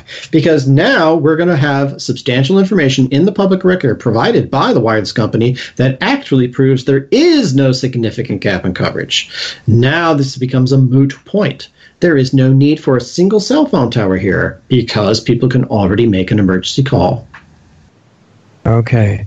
All right. So you have to, basically, if you're in one of these towns that is threatened with installation of a whole bunch of new infrastructure, you have to find somebody in the council, for example, the city council or equivalent, that you can get to do something like what you just described. It's not the city council, it's your planning department. Oh, okay. So yeah, you could get your planning department to get their asses in gear. These people are as lazy as it gets. Now, I'm telling you what's happening in Oakland right now. We got projects where the applications were received in July of 2017, and they're just getting to the Planning Commission right now in May of 2018. Guess when that 150-day shot clock ran out? November. So they basically are already guaranteed that it gets installed and it's just ceremonial at this point? There you go. This is all democracy theater. It's not real democracy. So how do you combat that? And this is what we're doing right now. We are forcing the Planning Commission and the Planning Department to execute with AT&T a shot clock tolling agreement, a letter executed between AT&T and the city that says we will not be enforcing our shot clock rights on this tower, and we will mutually set an end date for this project. That's what you have to demand. Okay, and if you find out, like the example that you just gave, that they've already let the clock run out, is there anything you can do right then if you contact the planning department, or is it all too late? Do just what I said. Well, say it again, then maybe I didn't understand it. Okay. You demand of the planning commissioners and the planning department, and you're not quiet about it. Okay. You go and put this in the public record at the planning commission meetings, that the planning commission essentially is stealing the public's rights by being so terrible in how they're handling this, that they must now execute letters, shot clock tolling agreements with every application that is currently in their office. All right. Not a single one should have an incomplete application. Not a single one should not have a shot clock tolling agreement. Do not approve another tower until those things are done. Okay. And just out of curiosity, because I don't think most people know this too, how do they select people to be on the planning department or planning commission to be in those authority positions? Yeah, it's different from town to town. Generally, it's a volunteer position, and so people just say, "Hey, I'd like to serve." And are you a cool person? Sure. Okay, come on board. Well, that might be a thing to do for people that want to be of some use to the community, then, right? You bet, man. That'd be great. Pack your planning commission with people who really don't like cell towers. That's what you should do. Yeah, because, I mean, most people think if they're going to do anything, they have to try to be on the city council, but that's not necessarily the only option. Yeah, but here's at least a little piece of learning. You know, around the world, people fear tigers, because tigers can rip your body apart. Yeah. But in reality, a lot more people die by the mosquito than by the tigers. So with you and your planning department and your relationship with these wireless companies, you want to be a million mosquitoes. You want to make their life hard. You want to convince them that they should move on to another location. You want to realize that you are going to make sure that they follow every single law, and you're going to make them cross every T and dot every I, and they don't move anywhere until they do. You're going to make this as difficult as you can from a procedural standpoint because you want to win. Okay, and to be able to do that as a regular citizen or regular resident of the community, you have, if you're not on one of these boards like the planning department, then you've got to make a connection with somebody who is, right? You have every chance to make every connection at every open public meeting. You show up and you make public comment. You don't need a special invitation from anyone. You have your ability to exercise your rights in public comment at public meetings. Right. What about the fact that they've set up the public comments in a lot of those meetings to be 3 minutes and they make a point of not listening to you? You're getting it in the public record. Your goal here is to stack the public record with great, substantial information that can be used as findings to say no to the cell phone towers. If someone does the wrong thing at that point, you are in excellent shape to win the appeal and the lawsuit. Okay, what about also going and having a personal meeting with the planning commission person? Absolutely. Take whatever lobbying opportunities you can. Have lunch. Make it a fun event. Do what you can. I don't think too many regular residents do that. It doesn't occur to them. Yeah, I believe so. I believe a lot of people don't occur to them because, unfortunately in America, we are way overly entertained and way overly medicated. And that is why they can get programs like this stupid 4G, 5G take over the neighborhood program in place, because people aren't paying attention. Now, I have to be honest with you, it's a lot of work. So most people aren't willing to do the work. And that's the case. Right. But if you want to save your neighborhood, you have to do the work. Yeah. I think a lot of the credit, to be fair, should go to higher education too, because one of the things that we're all trained in that is that the government authorities absolutely are trustable in all circumstances. Well, clearly we know that's not true. Right. Yeah, it takes a while to get conditioned. So as a bottom line, for people that are feeling totally helpless all over the country right now because their representatives are telling them that we'd really love to help you, but unfortunately, the state and federal governments have made it illegal for us to stop this, and all we can do, this is from my experience too recently, all we can do is try to collect the $12 a month to have them put the some of the towers on the city property, and that would be the best possible. You stare right across the desk and you say, please stop lying to me. I'm going to show you 2 pages here at scientistsforwiredtech.com, and we're going to read this together. We're going to actually read the penultimate version of the 1996 Telecommunications Act, and that's the one that was in the fall of 1995. And then we're going to read the citing section of the 1996 version, the one that actually got passed by our elected representatives. And we're going to make a very simple comparison. We're going to take a look at what they wanted on the list of preemptions in 95 and what they actually got in preemptions in 96. And you're going to see that there's a significant difference. Here's what they wanted in 95. They wanted the ability to preempt the local authority for the placement, construction, modification, and operations of cell phone towers. That was in all of the drafts in 95. And there was a heck of a lot of debate going on then for the next 3 months. And lots of people didn't want to take that much authority away from the local communities. And so when they finally voted on it, operations didn't make the list. So if operations of cell phone towers is not in the 1996 Telecommunications Act, then the authority to regulate the operations of cell phone towers is squarely on the shoulders of your local city council. And the operations of cell phone towers is specifically how much power is being put out of these things and what are the hours of operations. And so your city can pass their own regulations. We're not going to run cell phone towers overnight in neighborhoods. It's not going to happen. Okay, right. We want our people to sleep, so you're not going to run them. And we're going to make sure that we can look at any standard we want. You see, you're not preempting our authority now. We can look at whatever standard makes sense for our community. Let's pick a standard that the industry says gives them 5 bars on a cell phone. Okay, that would be minus 75 dBm. Got it. So we'll make sure nothing is ever higher than minus 75 dBm. That will defeat all of your attempts to actually send video over your telephone. Cool. That's what we want in our town. Minus 75 dBm. That's our rule. And at 975 dBm, 2 great things happen. You can make phone calls, and your biology can withstand it. Right. I can see other possibilities, too. If operations can be regulated totally freely by the city, then you could have, for example, all right, you had to put in all these giant installations everywhere, but you can only turn on the ones with an appropriate size power source, for example. There you go. Regulate the power inputs and outputs. Now we're talking. Now we're saying, you know what? We want a power supply the size of your hand.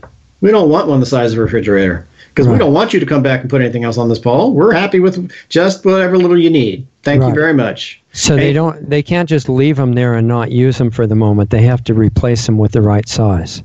That's all done by you as the town. You sit there, what will preserve the residential character of our town? These are our regulations. Right. And look, not every state has this, right? Some of the unfortunate states, Illinois fell, other states fell, so maybe about 20 states have these terrible laws where they have no way to fight this. But at least in California, for now, we can fight it.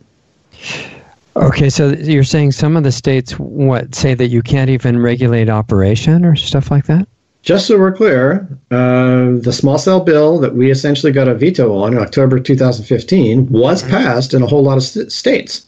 Okay. And so now you've got state bills that basically override the local authority that says for sure they're going to go into these local things. So it's going to be harder is what I'm saying. Certainly, the operations of cell phone towers is not in the federal bill. The operations of cell phone towers as something that the wireless companies can operate is in some of these state bills. See? Is there a list of what states have the really worst version of those? Well, they all came from the same source. They all came from ALEC, the American Legislative Exchange Council. So they're all very similar. So, but I would say that the Environmental Health Trust generally stays on top of this pretty well, and they think they list most of the state bills. But I know Illinois has just passed recently, so they may not always be up to date. Okay. Do people come to you from those states and say, well, what should we do in that case? Well, they can call me. I'm happy to talk to them, but I'm just going to say, do you have a state bill or not? And they go, yes, we do. I said, well, your job just got a whole lot harder. Right, so, but if let's say that they found out that they have one, where would they start in that kind of a situation? I'd go right for a lawsuit that essentially would establish whether or not the local community has the ability to affect the operations of cell phone towers. Could it be, for example, unconstitutional by the state standard? Oh, of course it is. In California alone, we have inalienable rights to both privacy and safety by our Article 1, Section 1 of our Constitution. And therefore, because you can climb these poles and put these terrible things on to look inside your house and listen to your conversations, of course it's a privacy violation. And for safety, no doubt about it. There is tons of information proving it's a safety violation. So if a law firm is looking at whether it's worth helping somebody to fight that on a constitutional basis, theoretically, if they've got a strong ethical base and they think they can collect damages for unconstitutional, whatever you would call that kind of trespass, then that would be one avenue, right, that it could be approached. Okay, but I don't want to put false hope up there, okay? Your average lawyer who's not a trial attorney and any pro bono guy isn't going to cut the mustard. These guys are master chess players and master attorneys. The smartest lawyers in America are hired by AT&T and Verizon. Right. Okay? Right. You are going to need high-powered, expensive people who are in it for the long term, and you're talking about $500,000 to $2 million for sure. Mm-hmm. So don't think that, I'll get my little pro bono lawyer guy to help me. No, this is unfortunately what happened in the early days of the 1996 Telecommunications Act, and we had people who were not professional enough, who were not serious enough lawyers, try to take on these big guns, and they basically got their hat handed to them. Right. And then we have to step around a bunch of rulings that were really never should have been made to begin with, just because these people made such poor showings in the courts. So you need a black belt trial attorney. Somebody's been at it for 20 or 30 years. Mm-hmm. And you need a law firm that's got the resources, and you need that billionaire guy who's going to foot the bill.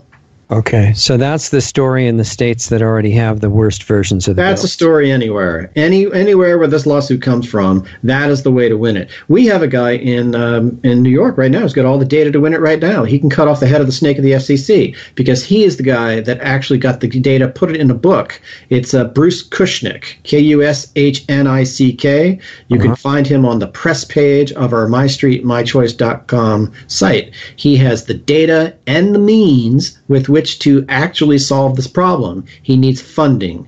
If we can shuttle a significant amount of funds his way to mount the lawsuits that he is ready to mount, you will win. You think he'd be open to ever coming on the show and talking about it? I think he would. I reached out to him. He's out of town this week, but he might do it in the future. Yeah, let's keep trying. Okay. Okay. Well, I think we covered quite a bit of ground. Is there anything you think that we left out or that you want to leave people with before we say goodbye here? I would just say that democracy is great, and what I would suggest is that you do everything you can to stand up for your rights. These people are trying to steal them every single day. Don't let it happen. When you stand up for your rights, they will cave. We got electromagnetic sensitivity recognized by the state legislature this summer because we stood up to the chief administrator of the assembly who was about to dismiss us, and we said we have a right to face our government and air our grievances, and they did. They accommodated us. And from that, we got 10, 12, 14 minutes of testimony at every single hearing from then on. You can win, but you have to be willing to stand up and fight. Right. Yeah, very encouraging. So, well, thank you, Paul. I really appreciate it. And you said that people could contact you if they are dealing with the kind of process that you're talking about. Which people do you want to have contact you, and how should they do it? Honestly, I don't put names and numbers up all over the place. What I end up doing is just put up great information on two websites, the MyStreetMyChoice.com website and ScientistForWiredTech.com. And if you push around and do your Google searching well enough, you'll figure out who I am and how to contact me. Okay, perfect. Hold on, we'll say goodbye in the break here. Just a minute. All right. Okay, so that was Paul G., who is dedicating his time, energy, and resources to stopping 5G and teaching us how to do it in local communities. Incredibly valuable information. Excuse me. So I really appreciate his dedication. And we need to learn from everything he said and see how to apply it in our local communities. Remember, I told you at the beginning, this is not about personalities, parties. We have to be smart enough not to get sucked into that. The comment about President Trump that we had during the interview, you all know quite well at this point that I support a lot of what President Trump has done. I think he's done a lot of incredible good. Mostly his motive that he got into this position by wanting to help his country, not help to destroy it, which sets him apart from virtually every other recent president that I can think of, except maybe Kennedy. I think his motives were good also. And but we've had a lot of criminal presidents, and this is not one. But he's very weak on a lot of environmental issues, which can be disastrous, and is definitely disastrous for the country and the world. But I don't think it's because he's sold out to industries. I think it's because he doesn't understand. Seen a lot of evidence of that, and that's very hopeful. It means he can be educated on environmental issues, what all these toxic corporations are doing. He's put people in positions of power from many of those horrible industries, and that needs to be corrected, if it can be, at least to the extent they're all working against him in their positions and fooling him into doing things that are very bad for the country. But regardless of what happens with Trump, it doesn't stop what we can do at the local level for now, and I think that's what Paul's experience is so valuable on, that we need to learn from. Similarly with Governor Brown, in general, I think he's been a complete disaster for California and the world. The forced vaccination support, the sanctuary cities status is completely ridiculous, illegal, immoral, etc. And the fact that he doesn't want to protect the border, and that he's downgraded the crime status of knowingly donating AIDS-tainted blood, and so much more he's done that's bad. But the fact remains that his veto of 649 was really a good thing, and he deserves credit for that, and I definitely want to acknowledge that. But again, it's not about parties. It's not about politics in that sense at all, because then as soon as it becomes about labels, whether you're a liberal or conservative or Republican or Democrat or things, that puts blinders on you, and it means you can't think beyond that particular point of view, and you can't afford to look at anything outside of it, because it threatens your whole understanding of where you're coming from.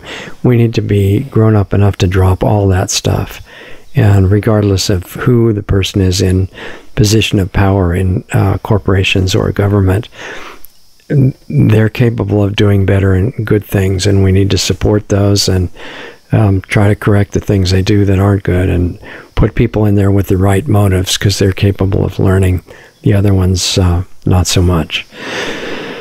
And still, the main emphasis, the bottom line to everything is start with yourself. That's one of the main messages of this radio program from the beginning, is that if you have things that you want to change in the outside world, look at yourself first. Even simultaneously, you can still continue your work in the outside world, but upgrade your own life. Look at what you're doing that you think could be better. Fix it, okay? Don't waste your energy just attacking everybody else. Fix it in yourself first. It looks like it's not related, but it is related. And it gives you the kind of power that you need to have maximum impact for healing the outside world. Heal yourself first. Get your physical health back. Get your emotional and mental health stabilized. Become strong. Then even when you don't open your mouth, you'll have this tremendous healing effect on everybody around you. And that's what I'm wanting to remind us all to do. We have a lot more power than we think. The biggest fear of the power structure that's maliciously trying to destroy our world is that we might ever wake up. Not just be able to recite what they're doing that's bad. That's not waking up. That's just some honest studying. Waking up means becoming aware of who you really are and starting to act from that basis. That's where our power is. That's what's hidden. That's what we need to wake up. And I want to encourage you to do that, not once in a while, but behind everything that you do during the day. So anyway, thanks a lot for sharing your valuable time with us for a little while. I really appreciate it. This is an educational project, but it's supposed to be applied in your life. So hope it goes really well for you this week. I'll look forward to seeing you again next time, and thanks for being with us. Introducing Lost Arts Radio Live, our new Saturday late afternoon, early evening 1-hour live stream show. This new show precedes our Planetary Healing Club, which starts at 9 p.m. Eastern and 6 p.m. Pacific. The Planetary Healing Club, which is not free and open to the public, but you can join for a minimum donation of just $10 a month. Our new live stream show, which is free, starts Saturdays at 7:30 p.m. Eastern and 4:30 Pacific. It can be accessed by going to lostartsradio.com/live. You can tune into our live stream from our Facebook page at facebook.com/lostartsradio, from our YouTube channel at youtube.com/lostartsradio, as well as both Periscope and Twitter at Lost Arts Radio. You can ask questions during the show by using the chat function on YouTube or make a comment on Facebook during the live stream. Once again, that's Lost Arts Radio Live, Saturdays at 7:30 Eastern, 4:30 Pacific. As of January 2018, the Saturday live call-in show is now an interactive video platform called the Planetary Healing Club. The cost is just a $10 minimum monthly donation, automatically billed through your PayPal account. Sign up at lostartsradio.com/club. The Planetary Healing Club is every Saturday night at 9 p.m. Eastern, 6 p.m. Pacific. You get your link to participate in the show upon signing up as a member. Those shows are also archived as well for club members. Listen to our new shows with guests every Sunday night at 9 p.m. Eastern, 6 p.m. Pacific. All Sunday shows with guests have archives freely available on our website at lostartsradio.com.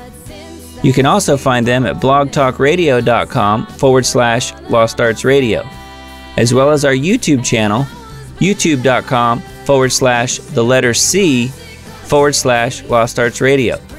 Mixcloud at mixcloud.com/lostartsradio. And finally, look us up under the podcast directory on iTunes. Find us on Facebook at facebook.com/lostartsradio or on Twitter at Lost Arts Radio. Be sure to join the free Lost Arts Radio Facebook group as well. Just search for Lost Arts Radio Group within Facebook. You can also join our forum on our website if you want to interact with other listeners. We also have links to all of the great independent musicians whose music we feature each week on Lost Arts Radio. When you do your Amazon shopping, please use Amazon's Smile program at smile.amazon.com. And when you choose Lost Arts Research Institute in Sedona, Arizona as your charity, Amazon will donate 0.5% of whatever your order total is to Lost Arts Research Institute to help fund the building of the school and keep our radio show on the air. Please visit lostartsresearchinstitute.org for more information on the school we want to build. Be sure to sign up for our free weekly newsletter on our site under the Radio Show tab or right from the button on our Facebook page. Contact Richard at richard@lostartsradio.com or myself, Doug Diamond, at doug@lostartsradio.com. Thanks again for listening to Lost Arts Radio, and we'll see you again next week.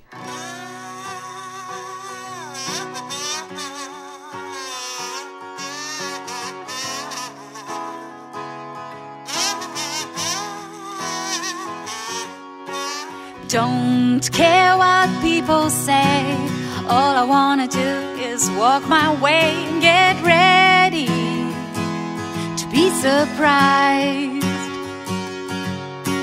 Things don't look too good these days. Humankind's chasing its own tail, but get ready to be surprised. I don't care about the past. Old memories turn to dust.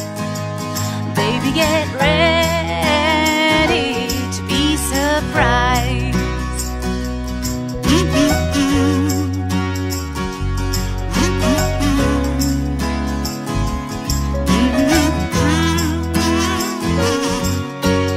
Don't care what people say.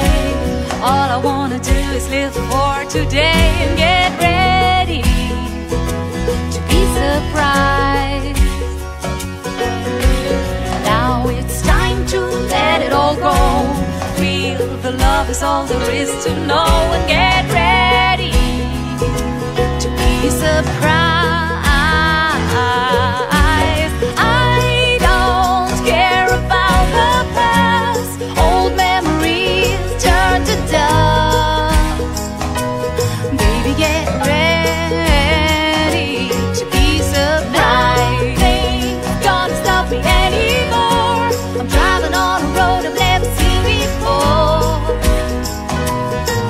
Get ready to be surprised. To be surprised. Be surprised. Well, my friend, what will you do? You can join this tune. It's all about you, and get ready to be surprised.